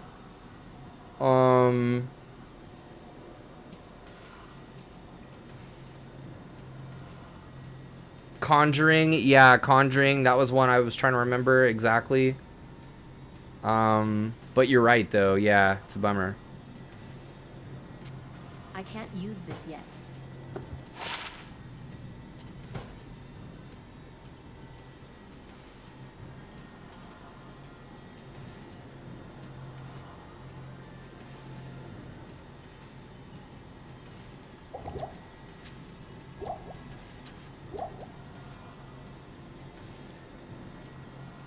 Lazarus Project. What was that? Lazarus, that's like biblical, isn't it? What's that with reference to? Donald Glover. Oh, I like him. He's in I really like him in Community. A little bit of a different role there, but Lazarus came back from the dead. Oh, no shit. So it was like what, zombie-ish or something?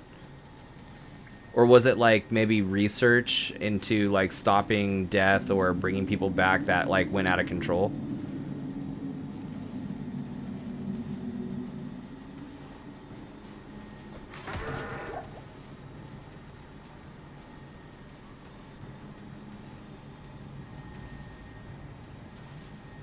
Yeah, the latter. Yeah, that sounds like something. It's always going to be something that we you know, we're under the impression that we can be masters of our own destiny to the nth degree, and you know, that we can learn about nature enough to control it instead of it control us, and it's like we never learn.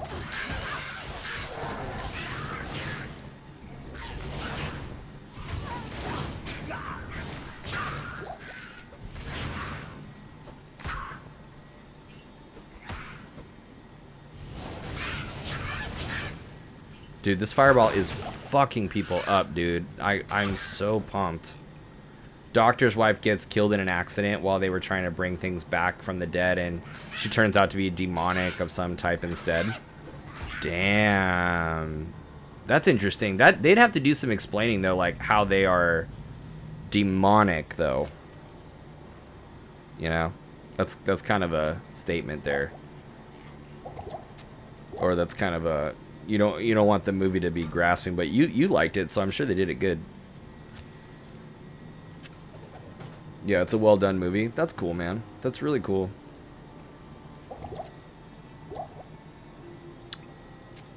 I'm like running out of room here with these potions.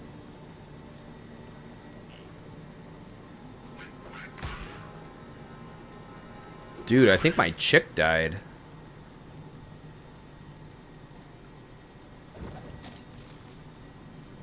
Barzelius, what's going on, man?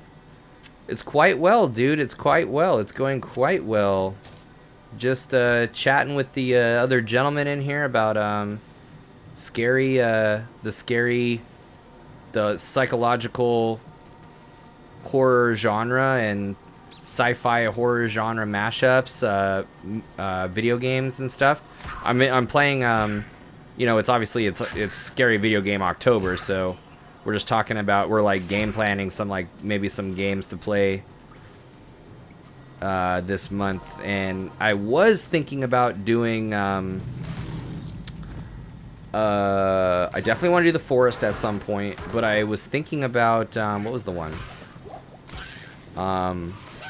Zach, what the fuck was it that I was saying? I mean, we were talking about Dead Space 2, but what was the one? I'm so set on Dead Space 2, I forgot what I was originally wanting to play instead, but... Oh, Alien Isolation, dude. Alien Isolation. What about you, man? How's it going with you tonight? Are you video gaming anything scary this month? Dead Space? That's what this guy who's in here, Zach, he was speaking very highly of the franchise. I am This guy gets it, dude. I'm super unfamiliar, you know? Like, I played some of Dead Space 1, but... we had a very strong support for Dead Space 2 that I would totally buy and play. We were talking about Outlast. I've been playing Red Dead 2. Breaks my heart in a good way. Oh my god, say more, dude. That's another one that I have that I haven't really played. That's a beautiful game from what I can tell. I'm very early on, but very, very cool. Say more about, like, why that breaks your heart. I'm so intrigued.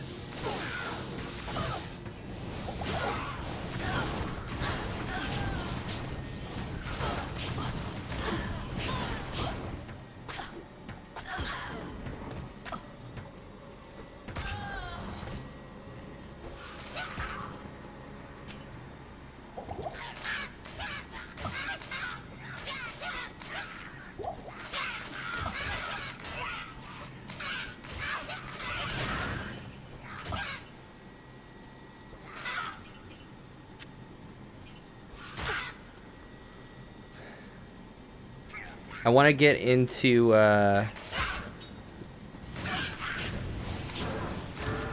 Zach says, I want to get into Red Dead 2. Just something about Rockstar games feel weird to play for me for some reason. Rockstar games feel weird to play for me for some reason. Is that because, you feel like you don't have the time to play them the right way? Or are you saying that they just have, like, a weird feel to them in general?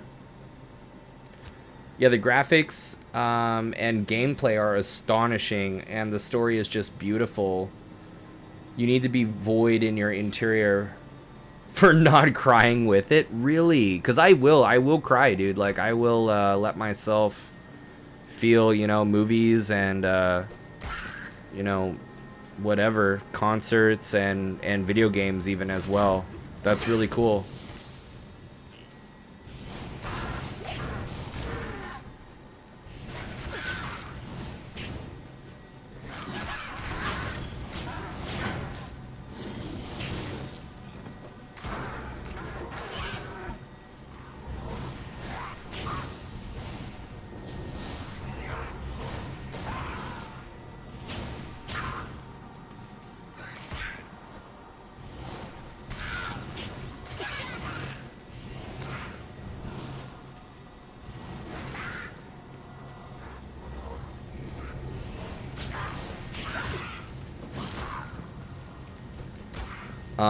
Let's see here.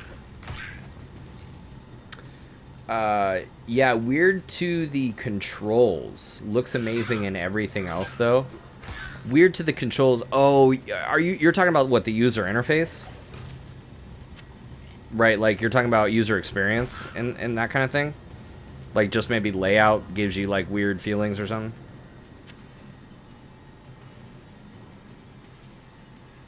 I've liked the way that Rockstar games look since forever, actually, Barzelius. I kind of go back and forth to what you're saying and what Zach's saying, because I definitely know what you're saying, Zach. But I think, you know, like, I played GTA, I want to say, like, 3 and stuff. And I've done, you know, GTA 4 and Vice City, and, I think I've just gotten used to it and just accepted how things work, I guess. The way the character moves just feels clunky, hard to... Yeah, I could see that. Hard to want to get used to. Gotcha.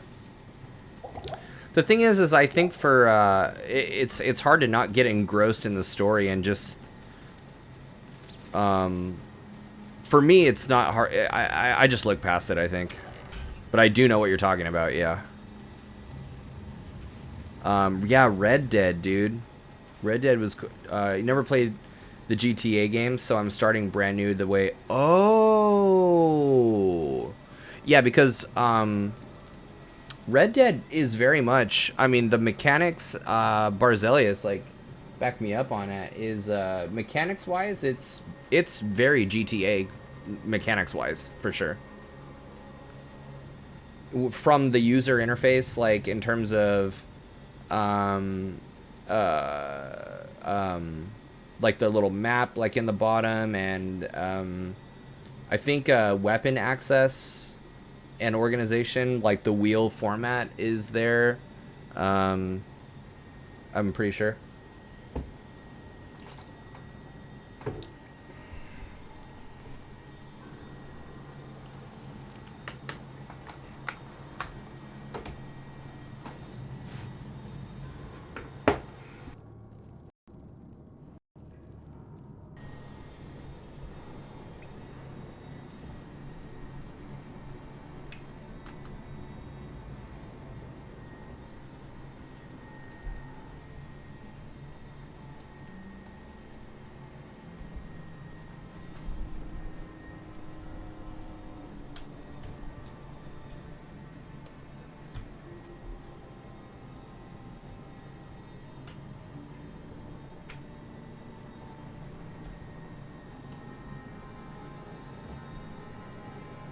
Dude,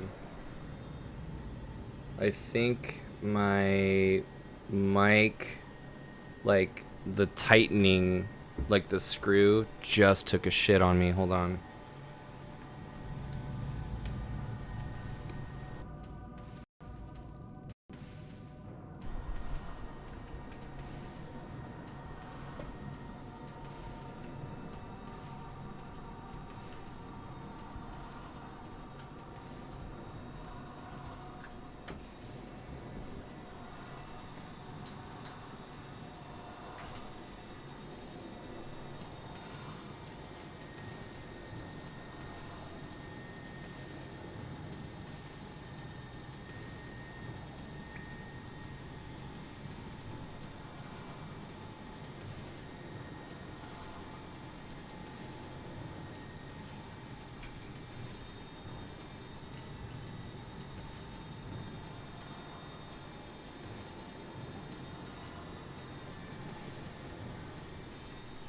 I don't understand what is going on. I got this this boom. Yeah, there's no way. What the fuck?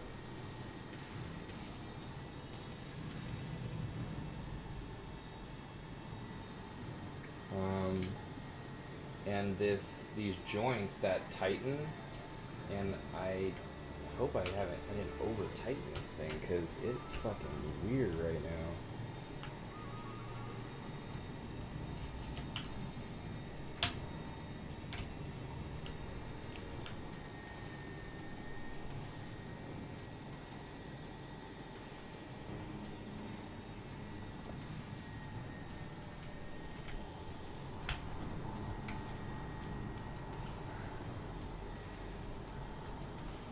Yeah, this thing is effed.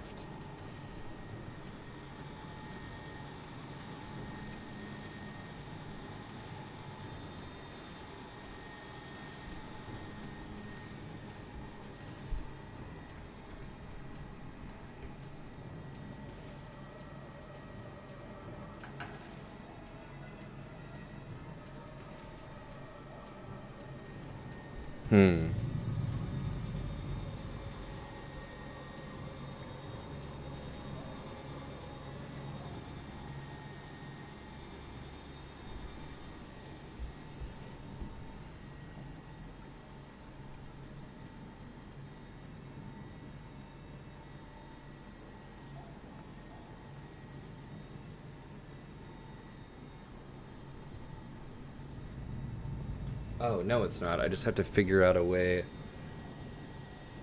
So, yeah, I guess I didn't realize that as I'm tightening one of the joints for this boom, it's just like screwing the thing in more and more and more. And I thought as I was articulating the boom, the joint would kind of like, or this wheel that I would use to like tighten it, it would turn when I reset the mic back, like when I moved it back.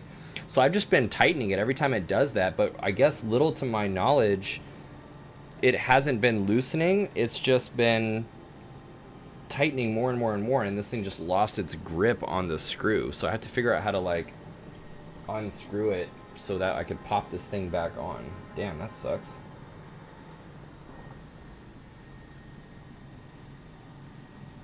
How the hell am I gonna do that?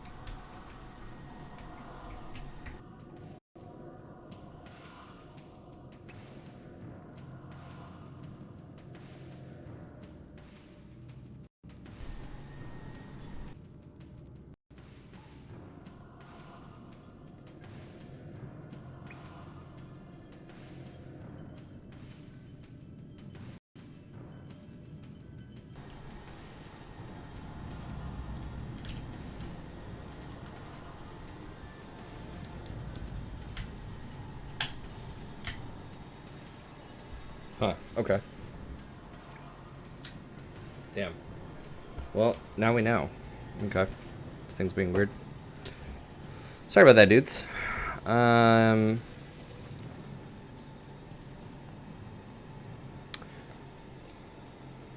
So let's see here.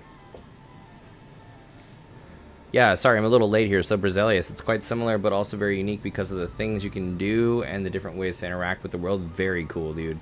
Probably just how I felt about The Witcher in the beginning. Just got to start playing again. Yeah. Yeah, totally. Brasilia, shit does happen. I just hope that I can figure out a way to put the cap back on. See, like, that cap, it, like, seats into a screw that's pushed too far. That's, like, as I've been tightening it, it's been moving that screw further and further in, and it just lost a grip on that screw. It's like tightened all the way in, and I don't know of. I might have to just like. Is it a phone? Is it a phone mic stand? Oh no, it's blue. It's a blue mic stand. So that screw is pushed in pretty far, which is why the thing like totally lost its grip on it. The little tab, the little flathead like tab that's on the side that you know, you use. But the screw is popped out on the other side pretty far, so I wonder if I can just take some pliers, screw it the other way, and just reverse the direction, you know. But it's pretty...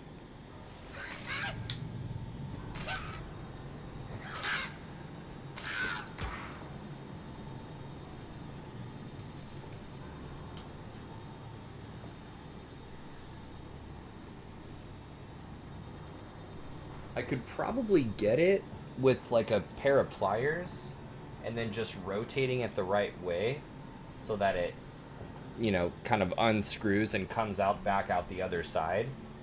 But I just don't want to fuck up the threads, you know what I mean?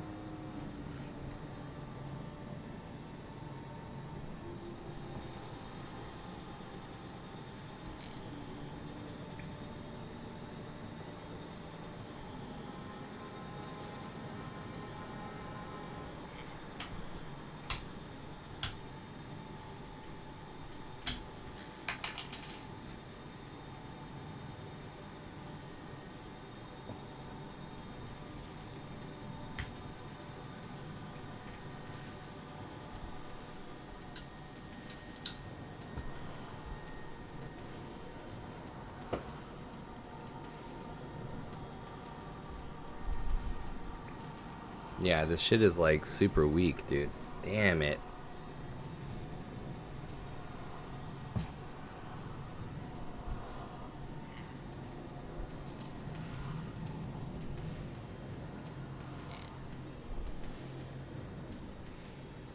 Like it works for right here, but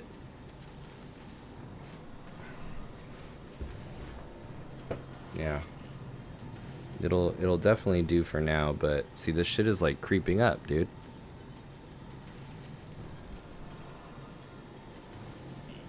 Look at that. Damn. That blows, man.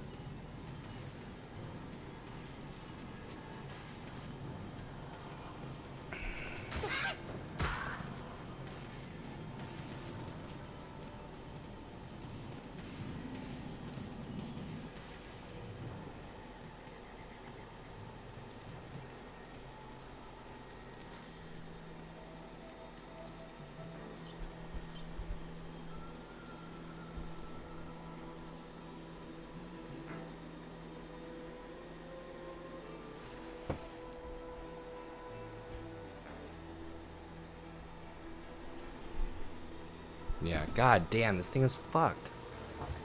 Ah, that sucks. I'll just have to be like right here, and I'll just turn up.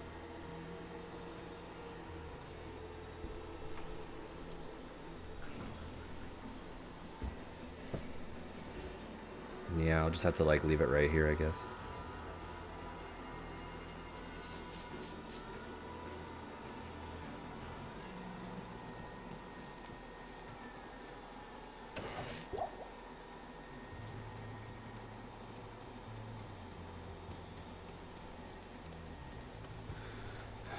So, quest-wise,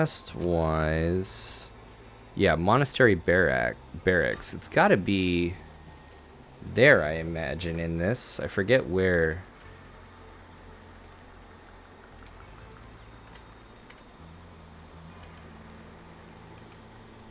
Is it a good remaster? Oh, dude, they did a really nice job. And you know what the cool thing is, man? Is you could go at any time. Dude, you go back to the classic mode.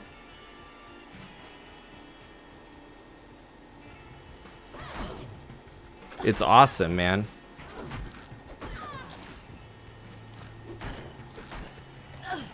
It's like literally just the classic game with the facelift like on it. They didn't like reinvent the wheel or anything.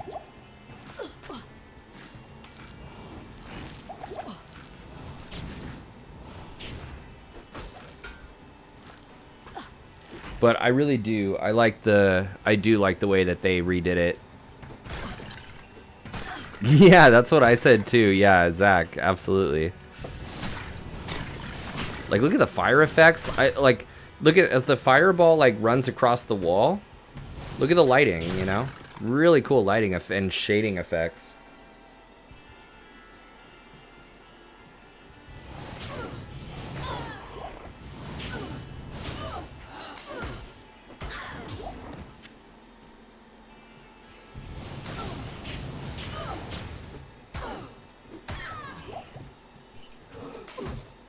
Halo Remasters had it and was super sick. Oh, no way.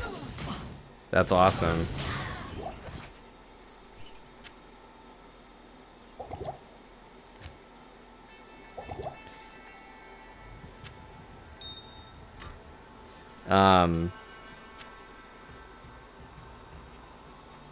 Yeah, Berzelius. Are you a fan? Like, did you used to play or anything? Were you considering getting this? Said, but the bad thing about Halo is that it was based on the bad PC port. Oh, really?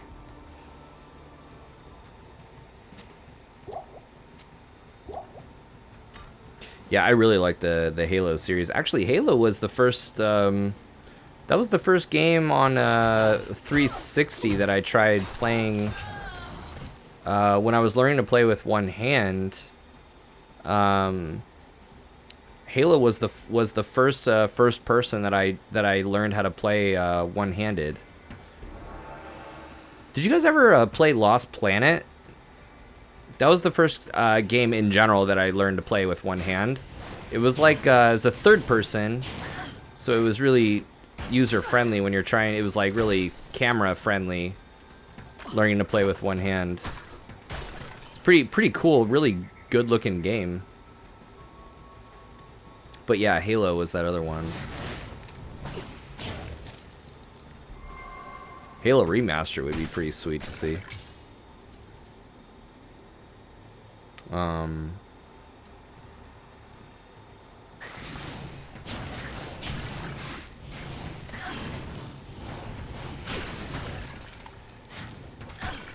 Haven't played Diablo series, but I've heard it's really good. There's a game similar called Factorio. I like that. Oh, really? It's the is it a hack and slash style?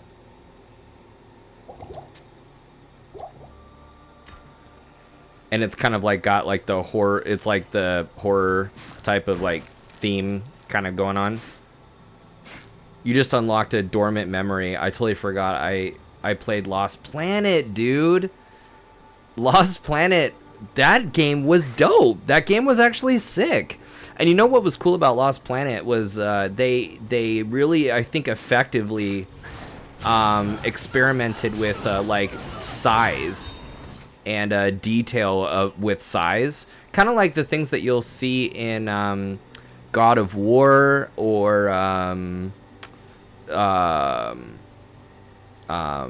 what is it?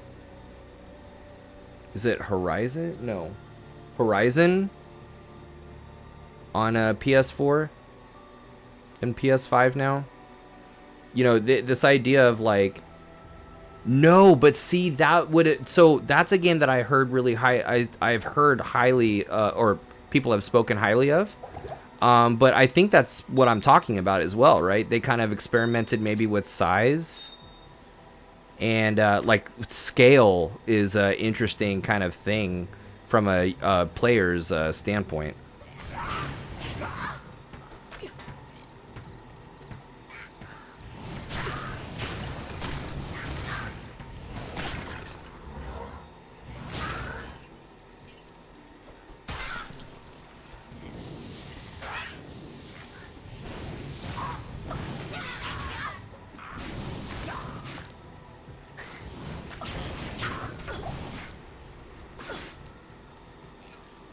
I don't know actually if the Lost Planet is available for PC.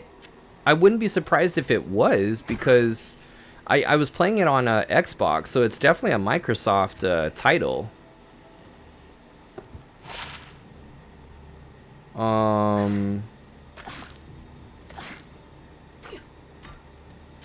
But yeah, dude, let me kill these guys here. We can have a chat about that.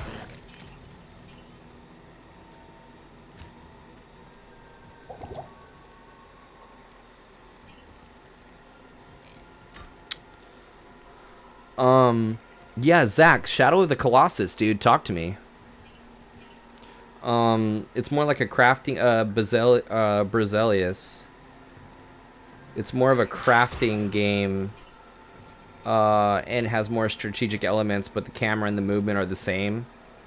Oh, interesting. Yeah, crafting is very cool. That's what I like about, Dying Light is one that I want to play this month as well, and it's like, it's definitely that horror, like, zombie, like, theme, but it's got that survivalist kind of fusion, like, with it, where there's a lot of scavenging and, you know, being resourceful and, like, putting things together. Would you say crafting, right? It's very much, it is a big crafting game.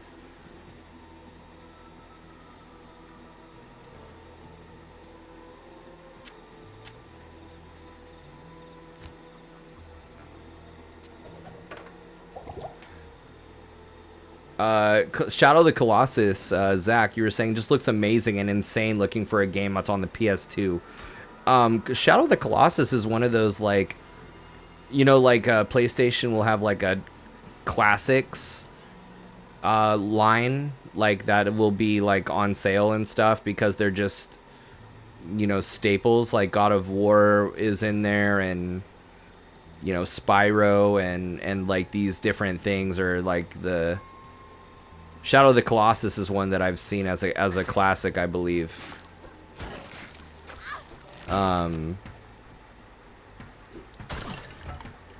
Honestly, just a genius like cover art, because I mean, it's just really dope looking cover, really inviting, and you're like, whoa, that looks intriguing. There's something about scale that is so so intriguing, you know? That's what was one of the cool things about God of War, is still somehow feeling so empowered and lethal as fuck, even though these things are monstrous that you're fighting. Like, these things are humongous.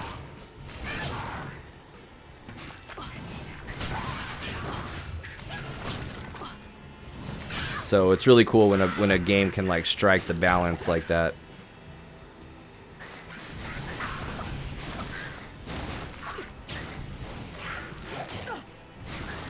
These thorn beasts are freaking killing me, man.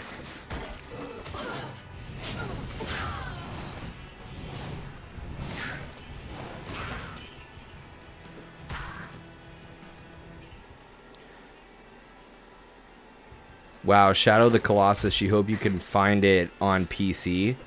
I wonder if you can.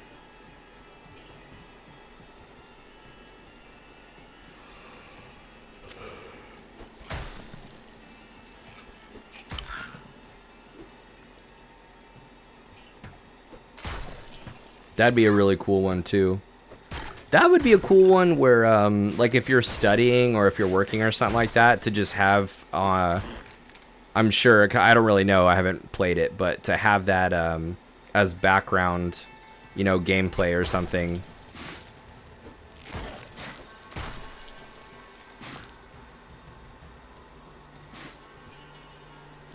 Hey, I wanted to ask you, do you guys do any Nintendo Switch?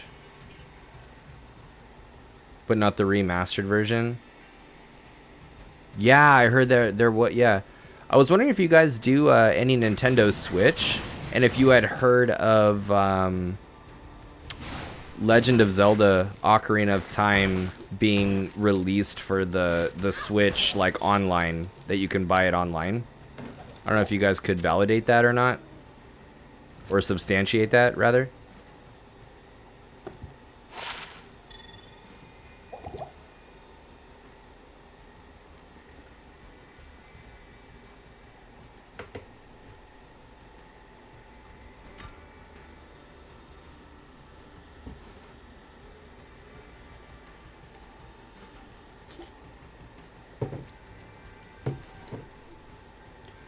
Yeah, the last you played was Twilight Princess. Yeah. Breath of the Wild actually is a work of art, but I got you though. Yeah, there's just so much good stuff out there. Like, you could easily just pick a different path and be so satisfied. But Brazilia says, yes, there are some games that will be released for Switch. Among those is Ocarina of Time, but I think you'll be able to buy it only if you have the membership. Membership, like online? Like, paying for your online membership? Or is there a type of membership that I'm like missing? Because if that's the case, I'm gonna be really pumped. I'm super pumped if that's true. Banjo-Kazooie is one that I would be so jazzed if they released.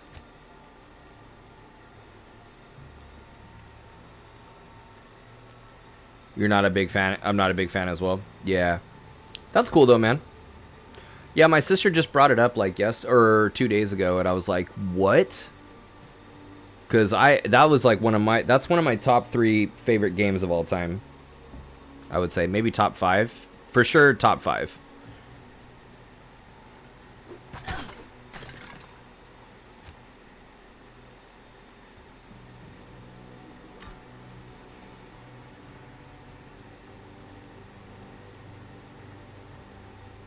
I'd rather be playing those games on emulators. Yeah. Well, the other thing too is for Ocarina of Time and Majora's Mask. I mean, they came at when they released them already on the 3DS, and they look beautiful in HD.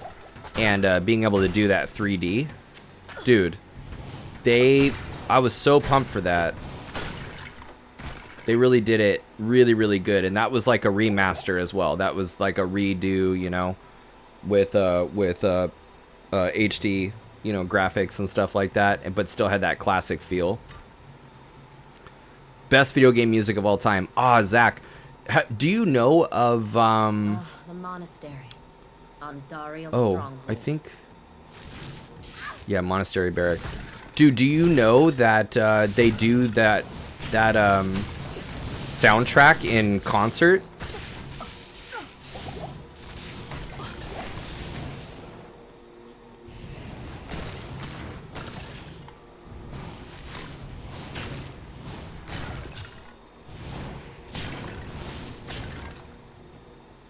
Because I agree with you, man. Best video game music all time, dude. Original soundtrack is just the coolest stuff to study to and just like chill out to. Fairy Fountain slaps. Oh man, that's so funny. That's fucking so good.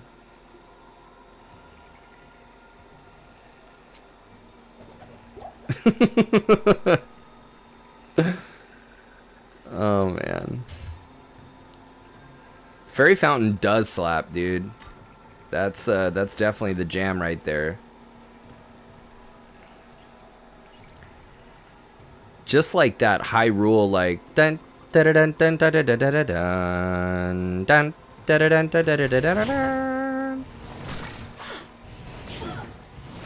I'm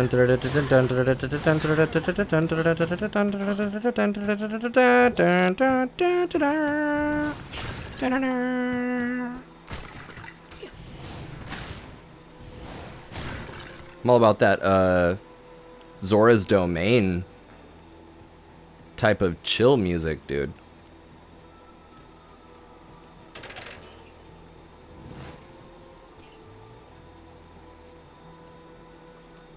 Remember the part when this big bloke danced? When this big bloke danced with a song? Oh, Zach, you said Lost Woods, main theme, all of it just so catchy. Oh, yeah, dude. The part where this big bloke danced with a song. In Ocarina of Time, no, Berzelius, which guy? Are you talking about, let's see, the big bloke? You're not, let's see. That's me with, oh yeah, with gaming music just recognized. You're like, remember that big fucker, dude? That's funny.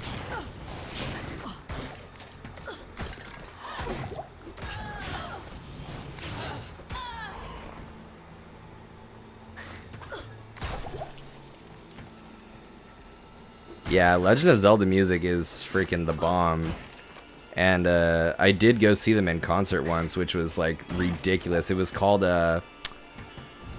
what was it? It was like Symphony of the Goddesses, I believe.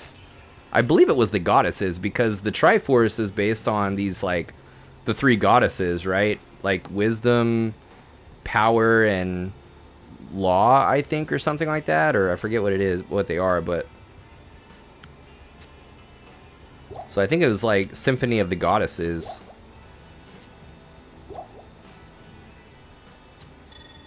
There's very few games I'd listen to the music after I'm done playing, but Zelda's definitely one. Oh yeah, dude.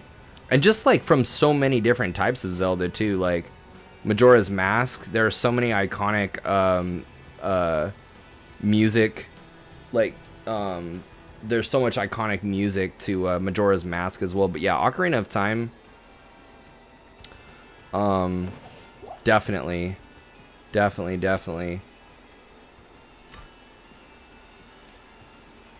I'll listen to,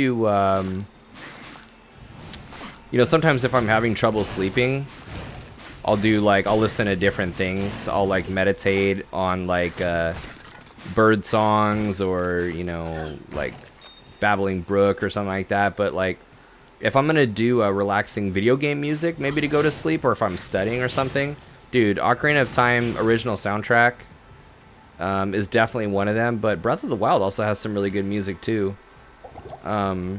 They just I think Zelda as a franchise just freaking boom, dude, got it.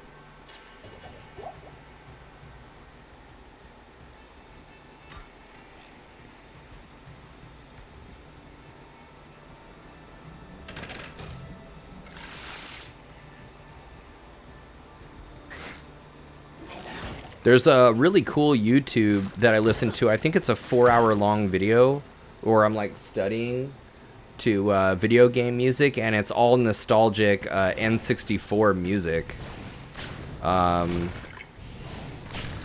Everything from like 1080, that like snowboarding game, to like Banjo-Kazooie and Mario 64.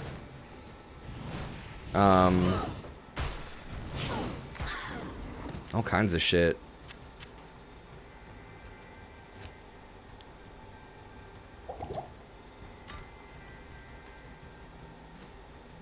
Fairy fountain slaps. That's like all I can think about right now. Shit's funny.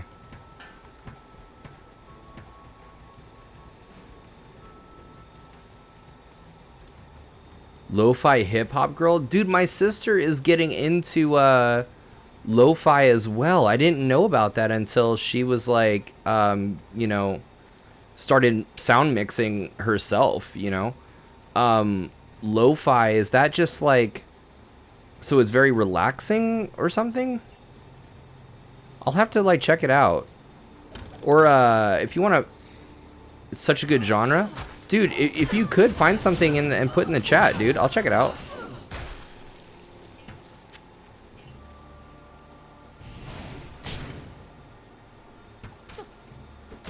The music of Red Dead games are superb. I feel like in a bloody cowboy old film. See, now that's such a good point too, Brazilius. Like, music, you know, being such a key part of transporting you to a certain world, and the fact that Red Dead can do that and transport you so good, you know, that's so phenomenal. All right, let's check this out. People with ADHD save 10 hours studying with this Chrome extension, but no, by all means.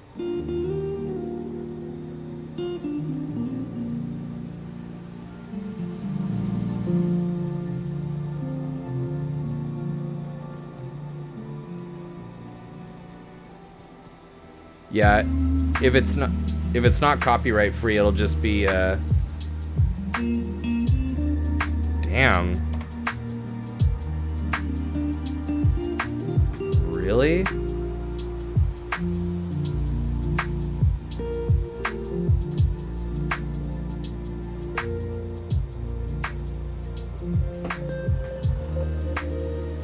Dude, that sounds bomb.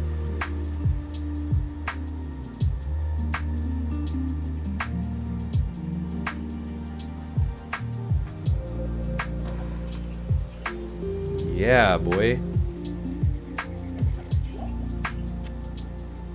Plaza Radio has some lo-fi vaporwave music. This is super nice.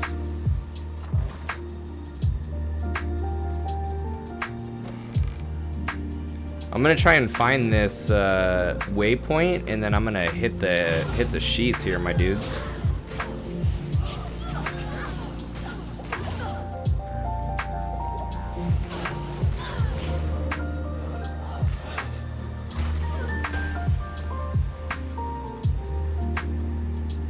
Yeah, this is really nice. Oh shit. Damn it.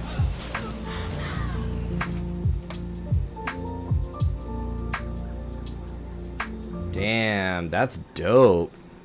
Very cool, man. Yeah, thanks for showing me that. Yeah, I could for sure listen to like 10 hours of that, no problem. Elios, what's up, man? By the way, are you switching to Windows 11? Oh, I don't know. Is that a thing that's happening?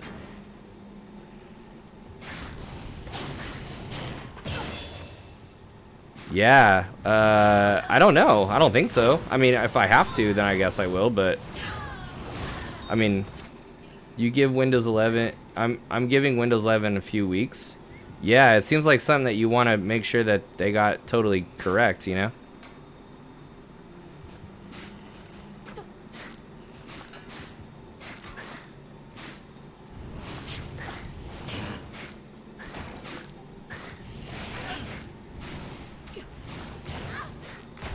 But like why? Why would you switch to 11? Is it just like cooler, I guess, or?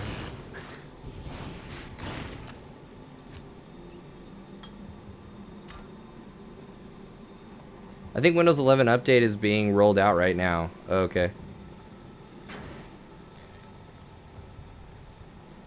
Oh, I think the barracks. Yeah, the monastery barracks. Okay, that's where I need to be.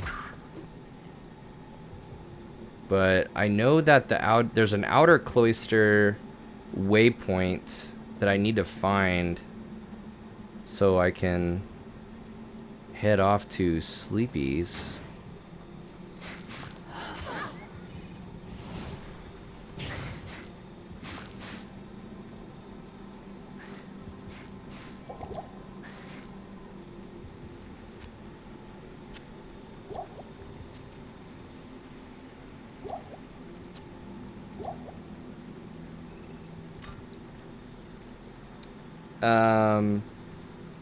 Yeah, Zach, I'm right behind you, buddy. I'm like right there too. I'm gonna sign off. I'm gonna see if I could like fix this screw in my boom. But yeah, yeah, basically Windows 10. Oh, but 2. They just decided to call it Windows 11. I think it's about. Yeah. So I'm not sure about that. I've read some people complaining about anti-cheat software detecting it as something strange. Oh, that's cool. Oh, there's shit. There it is right there. Yeah, Zach, I'm right behind you, dude. Hey, thanks for the chat, man. And we'll talk probably tomorrow, IFR Tuesdays, 7 p.m. Okay, if you can. We'll see you then. And actually, I'm out too, guys. I wanted to find that waypoint. But dude, have a great night as well. And you guys are awesome. We'll talk tomorrow. And yeah, have a great night. Thanks for tuning in, man. Stay safe.